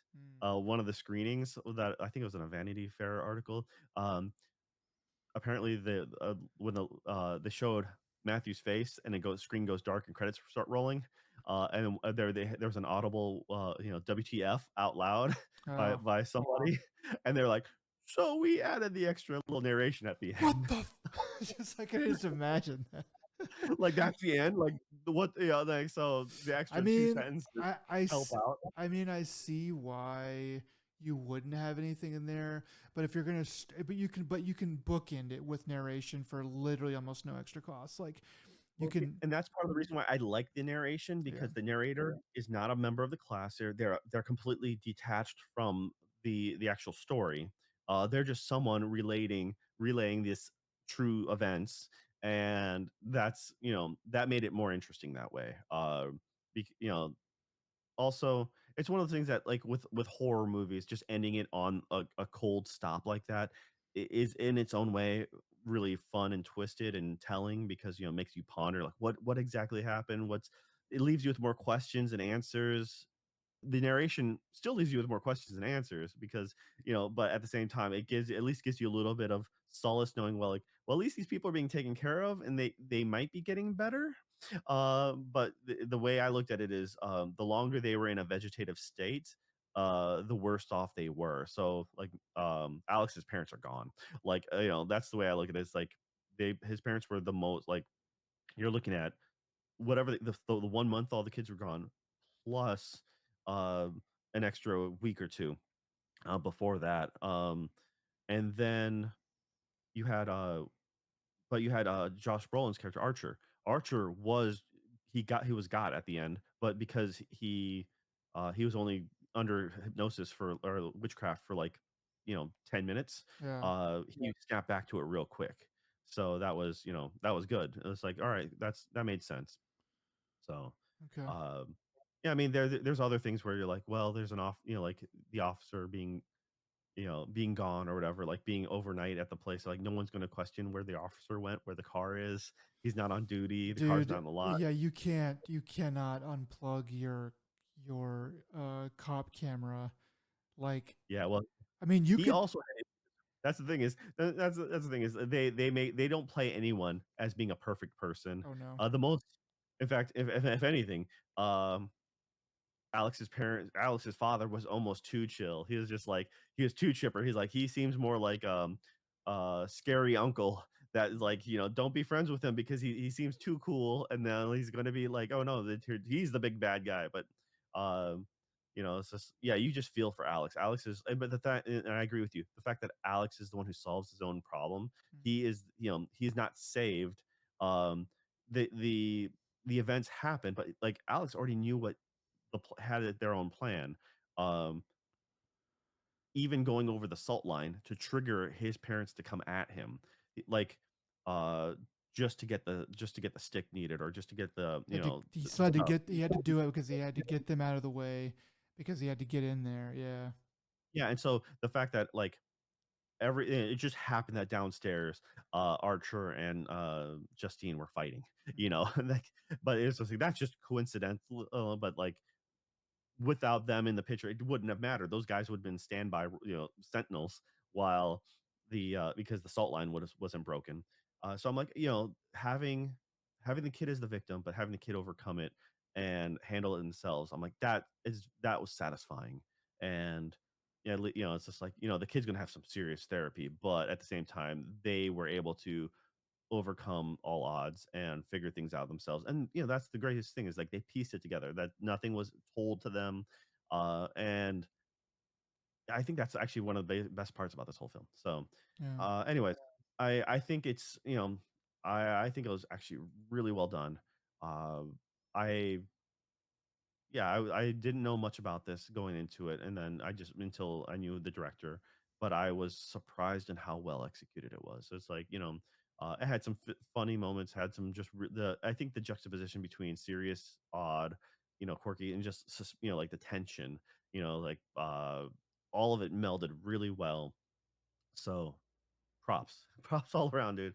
I'm not a big horror fan, but then this year has been good to me. I mean, with Sinners in the Mm, spring and then this in the fall, it's or true. Yeah. midsummer. So, all right, uh, yeah, that's it for that. Real quick anime rundown, I guess. All right, so we have here um, Sanda. Uh, so like Santa, but spoken like a Japanese person saying it incorrectly. Okay. Uh, so this one is a unique little bit. The concept is year 2080. Uh, Japanese population's down. Youth is down, incredible. So that's the ongoing theme of more and more people or less and less people aren't having children in Japan. So to the point where they're now looked at as like the golden children. They're treated better than instead they're treated like high society members. They're going to special schools. People adults treat them nicely because they're essentially really good commodity because they are the future. Um, and because the entire population's old, there have been no one believes in Santa anymore. It's an old myth or wives' tale, and there's a girl. The concept of the story is there's a girl who went up missing. Uh, now this is the weird part. She's been missing.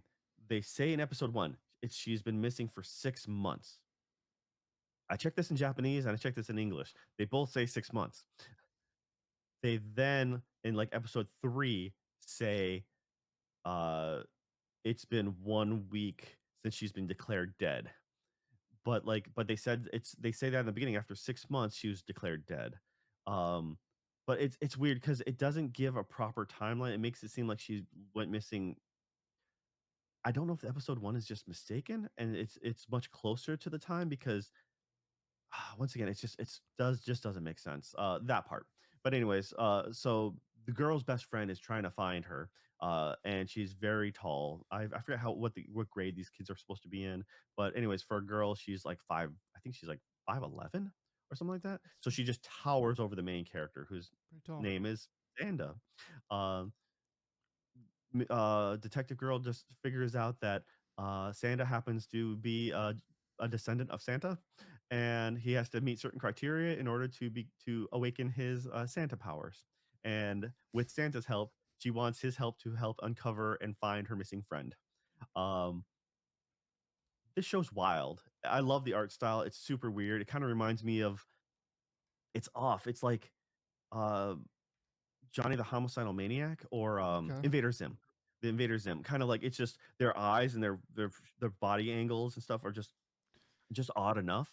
Um, I was amazed to find out the mangaka of this is Paru Itagaki, best known for B Stars, You're. and which I absolutely despise. Yeah. But this is actually way better. Which and I didn't realize that they're the daughter of Keisuke Itagaki, which is for Baki the Grappler.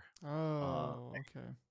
so I'm like, wow, that is way to bring up your prodigy into your you with your connections. I guess you can make it happen.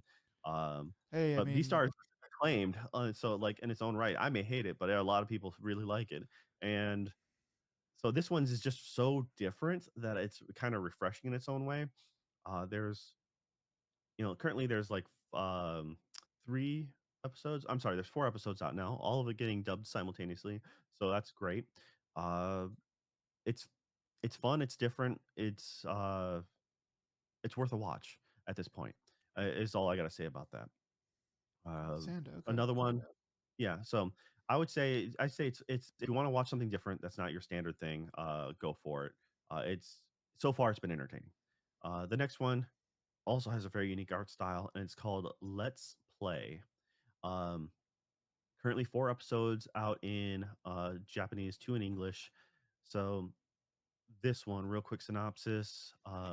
Let's Play is a it's a story about a girl who is making. She works for a company. Turns out her dad owns said company, but she's just working as like a programmer or something. I forget, entry level job. But her passion is game development. She has spent her time through college. I think it was it's like she was a sickly child, and so she really loved games in the hospital and making with it for her friends, which drove her passion to when she went to university to study in game design. And her pet project when she finally got out, she released it into the equivalent of, I think it's like a itch.io kind of thing. It's Okay. not Steam, but it's a they I forget what they call it, but it's indie something or other, something or other indie. So it's an indie platform, you know, system. And she has a favorite YouTuber, but I forgot what they call it. They don't call it YouTube. But so he and the thing is he does a let's play of her title. Her title is getting she's out like, after a couple days, and she's doing great, like 8.4 or something like that on the scale. She's like, "Yeah, I'm doing really good." And then apparently he played it, but hers is an adventure game, and he's playing it as a action hacking slash, and he craps all over it, Mhm. and so she gets review bombed to oblivion, like to the point where her can't account is banned. Like she Oh can't access wow. her own game account. Yeah, and then the guy moves in next door to her. Uh, Oh. so, Okay. but all right, so it's kind of a trip that way. Um, Now the art is something really weird with this. It's how do I say it? It reminds me of How to Draw Anime by white people, the Western world. Those old How to Draw Manga books that Okay. clearly the person never really knew how to draw real manga, but it's like close enough. So it kind of feels like that. Some of the character designs are just all over the place. If it almost has that adult game or like the visual novel vibe. Um, Something like a Monster Prom, or the one Daddy Dating game, visual novel game. It's a very much it feels like a Western art style that's supposed to be anime adjacent, or even, it's not as good as, say, like the Voltron that came out not that long ago. So it's Okay. uh, or the Avatar the animation, like the Airbender, Korra. So it's not as polished as that. But it's just so it's different. Even one of the character designs is just completely like off the wall. Like the secretary character just looks very, not normal anime. And so, the main character goes to the Daily Grind is the name of the coffee shop that she goes to, which I found it fun. Um, Okay. and they have, and this is why it feels like a dating sim, because she has multiple potential love interests or people that might be interested in her, and especially the ending credits shows her with like every guy for a key moment. Her boss most definitely is thirsty for her. And the guy who runs the main barista, he is very much after her. Um, the but like it feels like it's supposed to be set in the States. It feels like it's supposed to be like in California or something like that, because you're like, oh, she's working for a Oh. tech industry. And so that's why they have this, multi-diversity cast. You're like, okay, great. That makes sense. But then when they get to the apartment, it's a Japanese apartment. It is, you take off your shoes, you step in. I'm like, it is without a doubt a Japanese apartment. Like, you just can't avoid it. I'm like, what is going on here? Where are they? It's hurting my brain because like Tokyo is not this diverse in a single coffee shop. Come on. Like um it just it hurt my brain. But despite all that, there's charm behind it. So it's just it's all these weird notes, but it has a certain bit of charm. Like the very opening, the credit sequence is very well done. It gives this like almost a dark tone because it's like a couple of the main people dealing with like depression or anxiety and stuff like that. Because like the YouTuber is essentially like, you know, he has his own issues. The main girl, she it's all about her confidence. Like she can't confront the guy who trashed her game. She can't stand up for herself. She thinks it, but she can't say it. Type of deal. Um, so there's a bunch of these weird bits, and so it's relatable in that sense. You're like, okay, and so I find myself drawn to this, despite me also kind of not liking it. It's a fine line that like you can just do some if you do just one or two things better, you're like, oh, this really can pick up and really move, or you just stumble and it's just gonna be, it's just in my opinion, it's just not gonna work well. Um, but like I said, it has a charm to it. And plus that opening sequence during that bit references a bunch, like they're showing names of each character, and you know, each character's name is done in a different like video game, classic arcade game font. So one of them was like playing essentially playing Time Crisis, and their name comes up, and like if you know the Time Crisis letterhead for the original, like, oh yeah, totally. You know, it's just they have a, you know, the people, the creator, you know, like the concept is like, you know, that they love what they do. There's a passion for the games that they're like making an homage to. I think her game, her title, their actual title for her game, I forget what it's called now. But it reminded me of, I think it was Antidote or Anodyne or something. It was an old indie, um, like Zelda, like I think it was, or something like that. Anodyne It had sounds right, but had like yeah. a mountain cliff or something, like a peak or something. But anyways, so it kind of, it just, at least that's the first thing that popped up into my brain when I saw the title, her little title card for her game. I'm like, oh, I'm like, I think that was it. So, uh, anyways, I cautiously optimistic is what I'm about this. So I like, so like I said, it has a uniqueness to it, a charm. It's different enough, and because of all these weird quirks, I find myself oddly drawn to it. Hopefully, it stays well. Okay. Okay. The last one, real quick, is the dark history of the reincarnated villainess. This one's a little bit of a trip. Um, so the idea behind this is, girl is she's all right. She's reincarnated into an Atome game.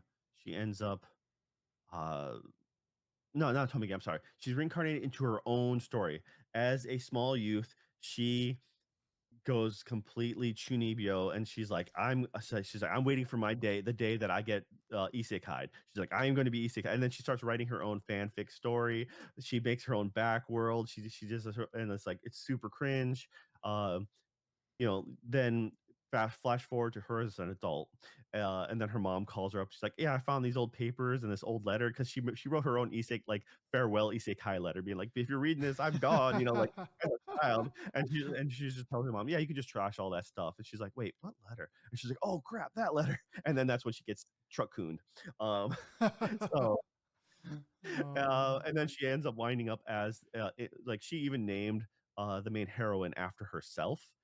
She's like, "That's right, I did it." Yeah, total crit. You know, like, but she ends up reincarnating as the sister or the half sister or something like that of the main heroine, who is just you know, everything bad. Like, it's trying to doing everything she can to, um, and then you find out she's like just the act one, a villain. Um, and it's her trying to overcome the circumstance, kind of. But even like, she's like, all her characters come to life. Like, she fawns over the prince that she made. She's like, you know, she's internally swooning over him. She then later gets put under house arrest, and there's the butler who works under the main prince, and like, the butler, she's like, yeah, he's really cold, but that's like, she goes, it completely works with the vibe I want. Like, she's internally drooling, because she's like, that is her type of guy in these fantasy stories. And it's just, it's quirky, it's twisted. I've only seen the first episode so far, but I find it funny and entertaining. So I'm once again, I'm also, it's another play on the villainous storyline, because the other one this year was like, I forget how the title goes, like, may I uh ask or something, or I forget what it was. It's um the villainess who is just straight up violent as hell, and it's, that one's also great because it's you know, pokes fun at the standard formula. And that's the thing is, these isekai stories, these villainous stories have been out and run to death at this point, so it's really fun and refreshing to see how they're messing with that genre. It's not about being OP, or it's not about, like, some of it's struggling, but it's more like, "Well, what can you do that's different? What are you gonna catch me now? Because we all know this basic story." It's just like, what makes you unique? If you're gonna make a movie nowadays, if you're gonna do a bank robbery movie, you're like, "Okay, bank robber, big whoop." What are you gonna do? Like, you're gonna rob a casino? We've seen that before. We gotta you're going to have a big shootout in the streets. Well, we've seen that before too. So what can you do to make it, interesting? And same with these type of stories. So like, well, her getting to be in her own story that she wrote, and going through the awkwardnesses, like that's great. Or having a villainess who's super violent, and the dubbing in that is pretty awesome. That all around, like these dubs are pretty solid too. So, yep. That's the last thing I'm going to talk about today. And Nick got us some of the news. So, hey, what do we got for us this week? Yeah, so a lot of kind of littler things, I guess, and maybe one or two more moderately sized events to talk about in the news. The biggest thing, I guess, to talk about is really the TwitchCon kerfuffle. So basically, I don't think either you or I are really that big into Twitch culture. And streamer culture, but this one kind of uh, kind of woke us up a little bit.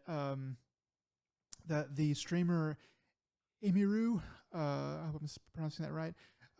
She was assaulted at TwitchCon, and if you watch the video, it's basically a really large, really tall guy kind of walks up out of nowhere. He looks like he's probably at least, oh gosh, he looks like, I mean, if I just had to guess, like he'd say he's probably at least 6'2". So pretty tall guy, kind of walks up out of nowhere while she's talking with somebody, like a fan or somebody. And he hugs her.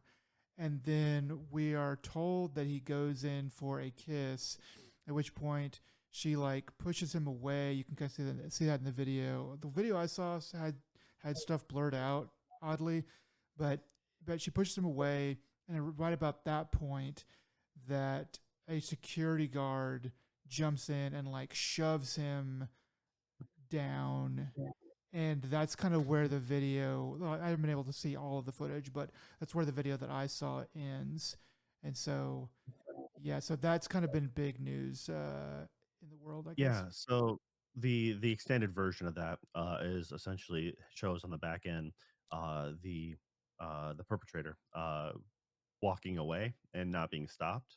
And I guess that's the big thing is prior to TwitchCon, there was a handful of notable Twitch streamers that had voiced their opposition to showing up because of lack of security.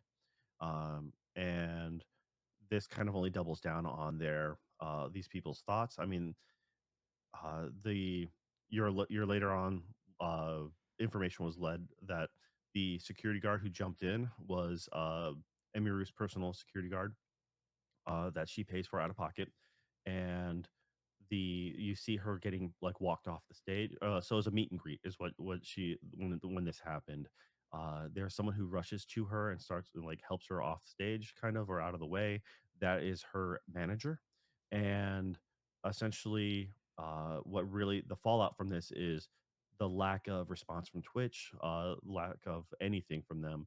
Pretty much all the corresponding events was all led by her and her team, from contacting the cops to getting the information. It wasn't. I think she posted a video saying it wasn't until like an hour later that someone from TwitchCon themselves like said, "Hey, don't worry, that guy has been banned for like a month," and the Oh, manager good. was yeah. Manager notably upset and said like, and then they're like, okay, well then they like 2 hours later, after like it's 2 hours after the original incident, they said like, oh, don't worry, he's banned forever. Like, that's not the point. The fact that no one stopped him, that no one intervened, apparently had that individual had to walk by multiple other meet and greet groups um, to get to them. There, and Emu previously had a favored bodyguard And I don't know if this was last year or just prior, but there was a fan that followed her around, and so there was a altercation where her bodyguard had to hold that individual down until the police came. Um, and because the bodyguard did their job and interacted with another person to prevent any incidents from happening, uh, that broke the terms of, TwitchCon, and that bodyguard was banned from the event. So therefore, she had to hire a different bodyguard. So very much anti, anti support for the people who make you money. So it's just overall, it was a really disappointing response from Twitch as a whole, um, and kind of trying to make it more lighthearted or like not as big of a deal as it was. I mean, the sad truth is, someone came up and grabbed her. And it is really hard to tell because I don't know how tall Emiru is. But she is very small compared to the individual in Yeah. question, and like I said, that it would be terrifying on its own. And but luckily the person didn't have any malice because most definitely if there was a weapon involved, it would have been too late. It would have been too late for anything. And that's the sad truth. So people's concerns about lack of security, and especially in this state of we're in America where social gatherings are more and more sketchy, and there's a lot more concern for anyone with an opinion, anyone with a it's like, and even the streaming culture in general, even overseas and stuff like that, people are being um, stalked when they do a public venue or like being followed and just threatened. So I can see it being more dangerous for those public figures. It's very disappointing that Twitch hadn't really done enough beforehand, and their follow up response was lackluster at best. So that's we'll see how things evolve or how things hopefully get better, but unfortunately, it's it was just a big disappointment all around, and we should just be grateful as a whole that it didn't wind up super bad. you know, it's not that's not good, but it could have been far worse. Yeah, because like there were other Twitch people, Twitch personalities, Hassan Piker and Pokimane, I believe, are two that you mentioned that had already I said that. couldn't remember if it was Pokemon, but I know Hassan Piker was vocal prior about not going because of security issues. Yeah. And like it's like, once again, if especially with people with strong political beliefs, or like Mhm. that's what that's what their foundation is on, or if their foundation is on being a certain personality, whether it be it's an abrasive personality, or if it's a symbol or some sort of like for their looks or for their style, like acting, like personas. Mhm. um People are either going to be very attracted to said persona or being very abrasive against that persona. Mhm. And so you got to be careful of that. Whether and it's like I said, luckily in this case, it was it's there's a fine line between you know um, inappropriate but also very like dangerous. Luckily, it was just it could have been, like I said, it could have been so much worse. But Yeah. there's a Yeah. So if you've like seen Perfect Blue, you might know what I'm talking about. yeah. So like just them, just I don't know how many objected to going to TwitchCon because of security issues, but like if there really are streamers who are like, hey, this big giant conference that would be great for me to go to, that Twitch really, theoretically really wants me to go to because it's like a good business opportunity and it's just good for everybody involved.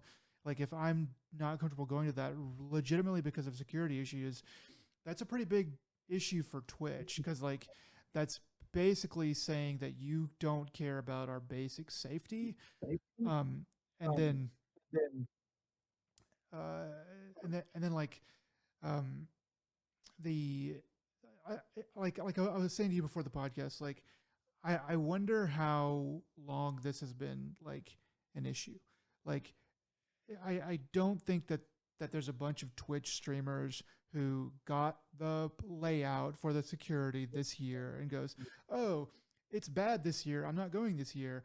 It seems to me like if there are several people who are not going, there are people who either have been in the past and seen what it's like, or know people who have been several times in the past and know what it's like, and that there's word of mouth going around that's like, hey, there was a lot of close calls. Like there was a lot of things we heard about after the fact. There was a lot of things that my security people noticed that didn't, maybe I didn't know about at the time, but they told me after the fact. I'm just wondering, because like how long this stuff has been going on, because it's in my experience in just life, it's rare that these things are one and done, or that the first time that we're hearing about a problem is the first time that there was actually a a vulnerability. And so I would actually be interested to know more about all that, but you know. Probably it's a mixture of lackluster security overall for a while, probably, and mixed with higher tensions and the world events being a little bit more, nerve-wracking, and knowing that they haven't done anything to up the, protection, uh, and with the state of the world as it is, it just it, you just put 2 and 2 together and be like, "Yeah, this doesn't add up to my safety." And so, yeah, I can but once again, it's a matter of, hey, the company just sees you as a commodity. You're expendable, very expendable, apparently, and so maximum profit with minimum effort.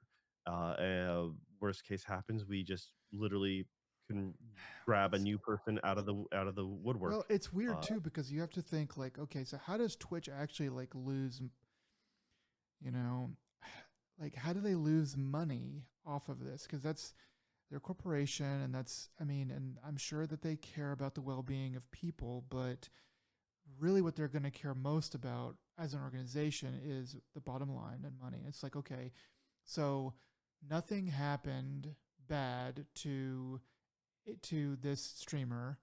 Um, and so she's gonna either she's gonna switch to a different stream company, which I don't think anybody else is even anywhere near closely as big as Twitch. She could maybe go to like YouTube, but but as far as I know, they're not really nearly as big. Um, so I don't think she's gonna really move. So when she comes back on Twitch and streams, and gets a bunch of people on to watch her stream so she can talk about this assault. Like, people can badmouth Twitch all they want, but they're watching the Twitch ads. Like, oh, you got an ad blocker or whatever. Okay, whatever. But you're on Twitch. Twitch is making money off of you talking bad about them. So, like, so, I mean, obviously, in the long run, they can't let this go on forever. But in the short run, there's a lot of money to be made off of controversy. And I just wonder where that enters into the equation. well, I mean, essentially, it just comes down to is no matter what you do, um, you lose and they win. That is how it works, and that's like I said, that's why it's minimum effort, maximum profit. We're all expendable commodity. That's all.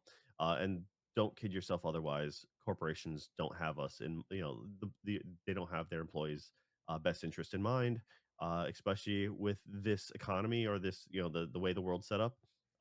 Everyone's a dime a dozen. Unless if you're, like, and especially specialty jobs. I mean, it's just like I'm going to be a marine biologist. Well, whatever. We can toss you out because there's always going to be another marine biologist working at a GameStop or a barista or something like that who wants to fill your position.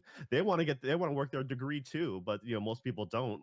So that's just kind of how it is like uh it's the sad truth. All right, let's just get to the next news story because there's more weirdness in the world. So there's a lot of stuff here. So I'm probably just gonna go ahead and kind of run through a lot of this because this podcast is getting a bit long in the tooth. But Joe, feel free to expand on anything that you want. So next up, CS:GO skins had a big old market crash. I don't really know too much about this. All right, so real quick, CS:GO makes big money in the skins. So usually knives and gloves. Um, Don't ask me how that It's works. what I you just can people see just when you're yeah. like running around.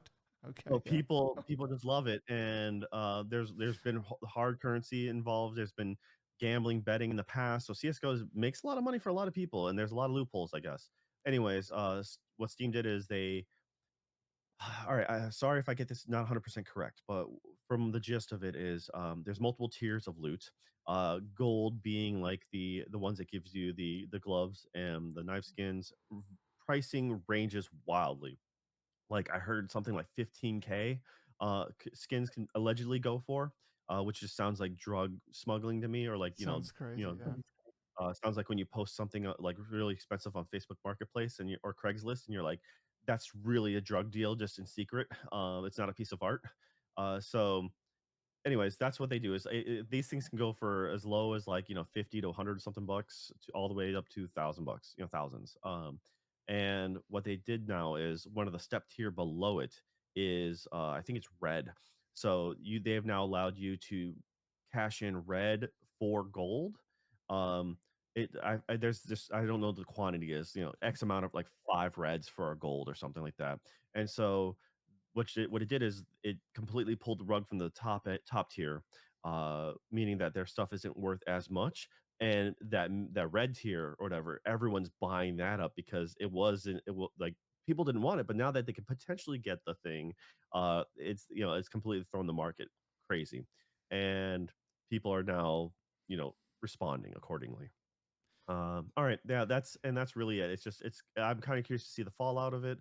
But people who have real money in it, I mean, they're playing it's their gamble to play, and that's their stock market to lose, or win big if they cash out in time. Yeah, I hope that nobody loses their shirt over this. I mean, it's like it's really hard for me to take it seriously. It's really hard. I claim insider trading. I'm going to say a bunch of people on Steam had money in the low end market, and they're like, let's do this so we can sell our low stock for a high price, and let's screw everyone over. They'll sell I mean, that is a kind of a good point. It's like, at what point does like the FBI or government have to get involved, like looking at like people at Steam? Because like if you work at Steam and you make decisions to change the market and you have money in that market, it becomes very tricky. I don't know where the regulation steps in, but it's whatever.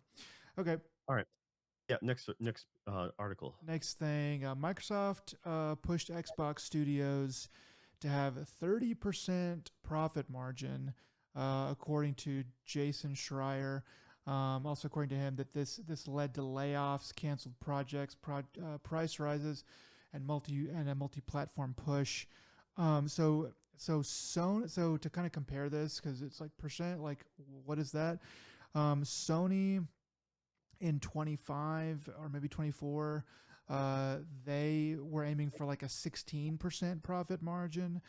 Generally, it is, I think somebody said it's like anywhere between 10 and 22% is what the normal profit margin is. And this makes perfect sense to me, um, for all of the things that have been going on with Microsoft. Um, this sounds exactly like, hey, we want more profits, so let's do all of this stuff that sucks. um, and so it's like, okay, Fungible that's commodities. People, the employees don't matter. All right, that's it. Once again, just rinse and repeat. Just different company, just different corporal head. yeah. So What is weird is that that because the article I read said that this is coming from it was kind of something pushed out by their chief financial officer. Um, I think it was a woman, but why this person was deciding that now is the time and that this was a good idea and that they could do this and it's not going to hurt business in the long run. I don't know, but it's very curious to me. they've let go so many people. What's a few thousand more? It doesn't matter to them at this point. It's just another drop in the bucket. Sucks. It really sucks for the people affected. Microsoft has an identity crisis. We'll see how things. I don't know. We're just watching it slowly burn. It's like so. We'll see what happens later. Okay, next, Nintendo Direct. There was a Nintendo Direct. I think it was just on Thursday. that just happened about Kirby Air Riders. This is the new game from Sakurai. It's like an hour long. I clicked through it. Doesn't look like a game that I would really want to play, but it was kind of a big kind of reveal of that, and people will probably be excited about it who are into Kirby Air Riders.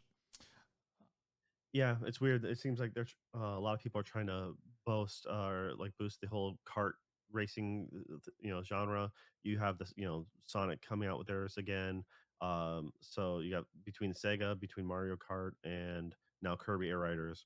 Uh, I guess it's a good time to be a kart fan on the Switch. But all right, Yeah. there's, I found it to be disappointing. I'm like, you should have something more interesting. Yeah. You know, Next up, I wish there was more time to talk about this, but because it's sort of weird to me. But there's a small video game company called Hyperwrite. Well, their CEO Matt Schumer, he posted a clip of an AI game that he had been developing, and basically, it's like a Tom Clancy style game where you drop out of a helicopter onto a street, and then it generates like this video of like you as an action guy, first person, running through somewhere, and then it stops and it asks you what you want to do next, and you have like three different prompts, and then you click on one of the prompts, and then it generates that, and it's like it is very um like anything AI, like any kind of AI video, where it's just like an explosion fever dream of like insanity. Um, and so people like, I think it was like Kotaku I was saying this on, they hate it, of course. Um, and it looks horrible, but it looks like something that you would never want to play. But it does look something like something that could be made into something someday. And yeah, it's a very it's an interesting peek into the future. I think it's definitely not there yet, but I can see that eventually there's going to be stuff that's like this that people are legitimately going to play and be charged money for.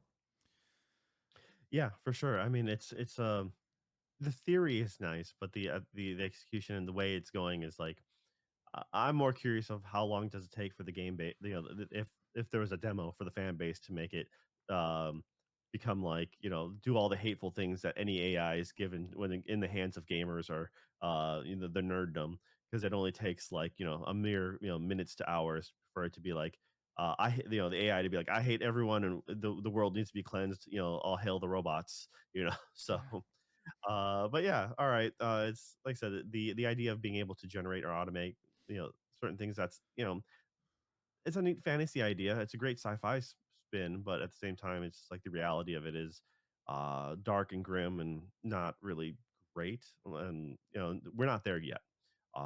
Give it another 10 years. Well, I'll just throw on a little bit more to our nightmare AI apocalypse future. Krafton, they're a South Korean publisher that has published PUBG Subnautica, which you may know about a little bit, and Hi-Fi Rush, among other things. They are saying that they are going to restructure to be an AI first company. So I think this is the first time I've heard of a bigger company, publisher, whatever, that has said that they are leaning all into AI. And I think that is very, I think that's interesting. I think that it's a big gamble. Um, and a lot of people are talking about, I wish I had more time to talk about all this too, but like people are talking about how AI seems like it's a bubble.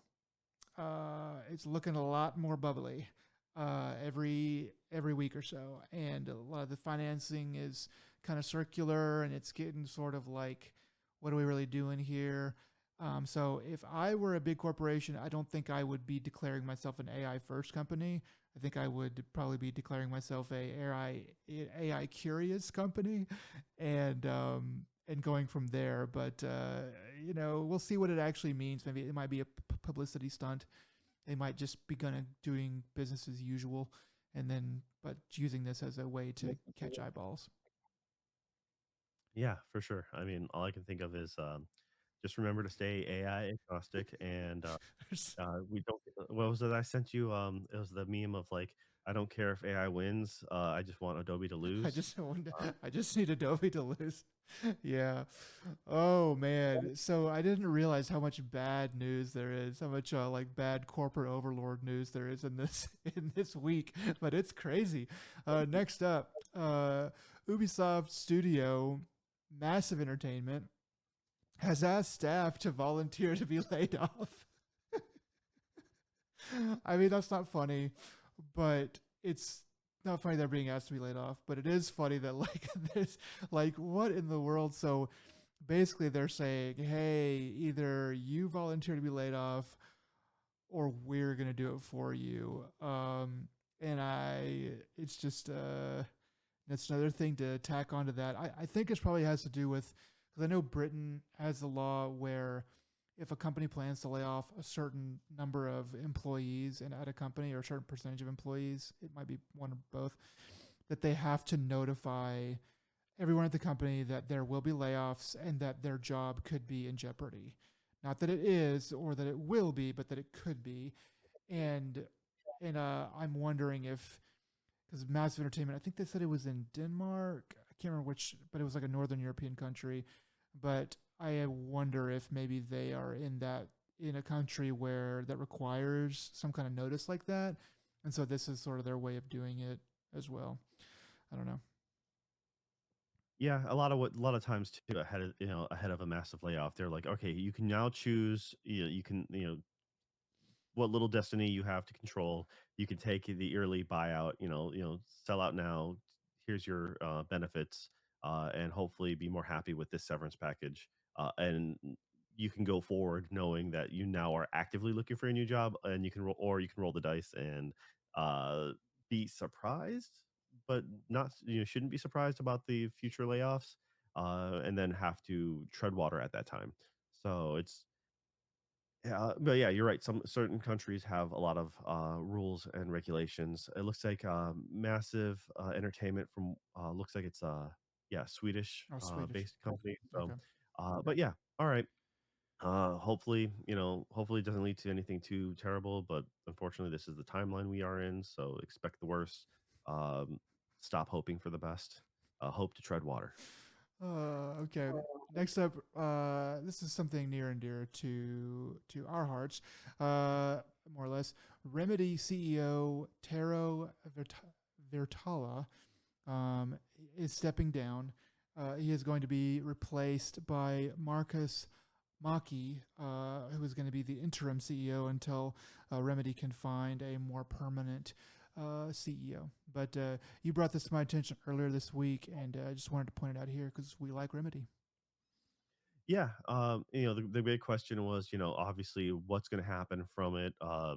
What does it mean? I'm like, well, what initially what it means is they needed someone to be the fall guy for the lackluster sales of, um, Seems like it. you know, yeah, Firebreak, and it wasn't a surprise. I mean, it's just like I think now finally companies have gotten the hint that they should stop these service games, and that people are finally burnt out with them.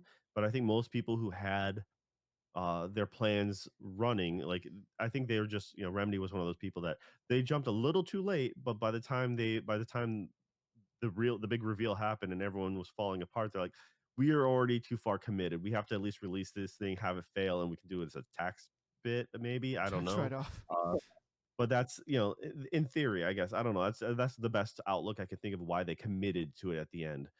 Like, it seemed like a good idea at the time. Turns out that in the end, it was a terrible idea. I wish someone would have told us. Too bad we fired all the people who told us. You know. So, um, Remedy hasn't had many mass firings, and so it is unique to see something like this happen. Uh, I I'm not really sure. I'm more curious about the behind the scenes story of, like I said, why would they continue with Firebreak? It was a game that no one asked for. It was uniquely executed. Is the best polite way for me to say it. It was a bad idea, and that's kind of it. So someone has to take the blame. Someone at top is ideal, and uh, hopefully they can. It doesn't affect any of the other stuff. We want more Alan Wake. We want more Control. Give us that, just not multiplayer stuff. Yeah. All right. So last couple things. Xbox president Sarah Bond says most people think exclusives are antiquated. I think she said exclusives and like big budget games or like big epic games. I forget how she worded it, but I kind of took that to mean like exclusives was in there, but I took more on that side. So, but basically in the article I read, she was saying, most people think that whatever game they're playing should be on everything and all that stuff, and I think she's kind of right. I think, but I mean that we do know that they were, at least purported that they were making a multi-platform push. So it's sort of like, well, she would say that. And personally, I want everything to be playable everywhere. I mean, I don't want to have to, go out of my way to play games that are not on PlayStation if I want to play them on PlayStation because it's how I'm comfortably set up, or whatever. So, I think it's yeah. Xbox would say this most of all because their exclusives this last generation have been lackluster at best. That's The the other aspect. Yeah, they have not I really. mean, their execution on Halo has been pretty hot garbage. I mean, Gears hasn't really moved the needle in the way that it would have used to. They Other than Forza, Horizon and stuff like that, like there's very few exclusives that Xbox has left, despite buying so many other companies. They haven't committed to the exclusive because they know that they fumbled this last generation with exclusivity. Like when you look at PlayStation, I mean, uh, they're doing just fine. I mean, with exclusives, and they are making it. They do realize that it is best to come out on more than one platform. Hence the PC push, and that's great. So PC gamers get what they want. The console people who don't want to mess with a PC, don't want to have to feel like they need to upgrade every couple of years. They just want something to plug and play and to work. PlayStation's the way to go for that, and their exclusives have been awesome. Opposed to the fumble that has been Xbox. Yeah. So, anyways, Yeah, I mean, it's like but yes, if they you do like it, want to be able to play at least more than one device. it's like, yeah, if you had something precious to hold, as an exclusive, you would be like, no, we want to keep all of our exclusives because that would serve your bottom line. But yeah, all right. Last couple things. Phil Spencer says Xbox AI use is mostly operational, like so security and stuff like that, not in the creative realm. So He's lying. I'm just saying right now. He's totally lying. Don't worry, employee. You are not an expendable commodity. This AI is just to learn from you and help support you to when you leave, they can Well, he replace did you. say Yeah. mostly. I mean, so it's mostly right now operational. That doesn't mean that the plans are not different. All right. Game developer, you're safe until we're done replacing all the security people. And when they're done, the AI has to grow somewhere else. And guess what? They're coming for you. All right. Ghost of Yote selling about as well as Ghost of Tsushima did in the US. Um, this is all in the US. And then I think I saw a thing last week that it was selling pretty well in Britain. So that's good. So we like Sucker Punch. We like this game. So we're glad it's selling well. Um, Last thing, Mario is going to be in the Thanksgiving Day parade, Macy's Thanksgiving Day parade. You thought that he had been in there before. It seems like he was in there before. I tried to Google it more. All Google AI said is that I mean, it was just saying the most recent news that this is the first time he's going to be in it. This is the 99th Macy's Thanksgiving Day parade. But it does seem weird that he has not been in there. I think maybe officially he's never been in there. Maybe somebody's put up some other kind of float or something. I don't know. So in the article, it does. So AI just really seems to say Mario has been in the Macy's Thanksgiving Day Parade multiple times, but a new balloon, and that's it Okay. set to be on the 2025, and that's what it says is a new design or something like that. The specific wording of that quote was kind of weird. Um, but yeah, so we'll see if he's because traditionally he's like flying like Galaxy. Oh, by So we'll Galaxy. see if he's Okay. doing a jump or something like that. Yeah. Okay. Okay. Weird. All right. Well, that's all that we have. All right. Well, a little more lighthearted news, so that's fine at the end there. Um, you know, way to stick it to us and then just pull straight out. You didn't do the twist. So thank you, Nick. Uh, well, what are some words of wisdom you have for the people out there? If you're a professional gambler, I mean, if you're a professional ball player, don't gamble on your own sport. Just don't do it. Just don't do it. And if you get someone else to do it for you, make sure they're not related to you. Like, make sure it's like 3 steps away, or Just no, adjacent. just don't. Don't steps it away. Don't get kickbacks. Just if you're a professional athlete or you're involved with a professional sports organization, don't gamble on your sport. All right. This has been it for ADP, another dead pixel. If you made it this far, we really thank you. And this has been episode 149. So until next time, y'all take it easy. Bye.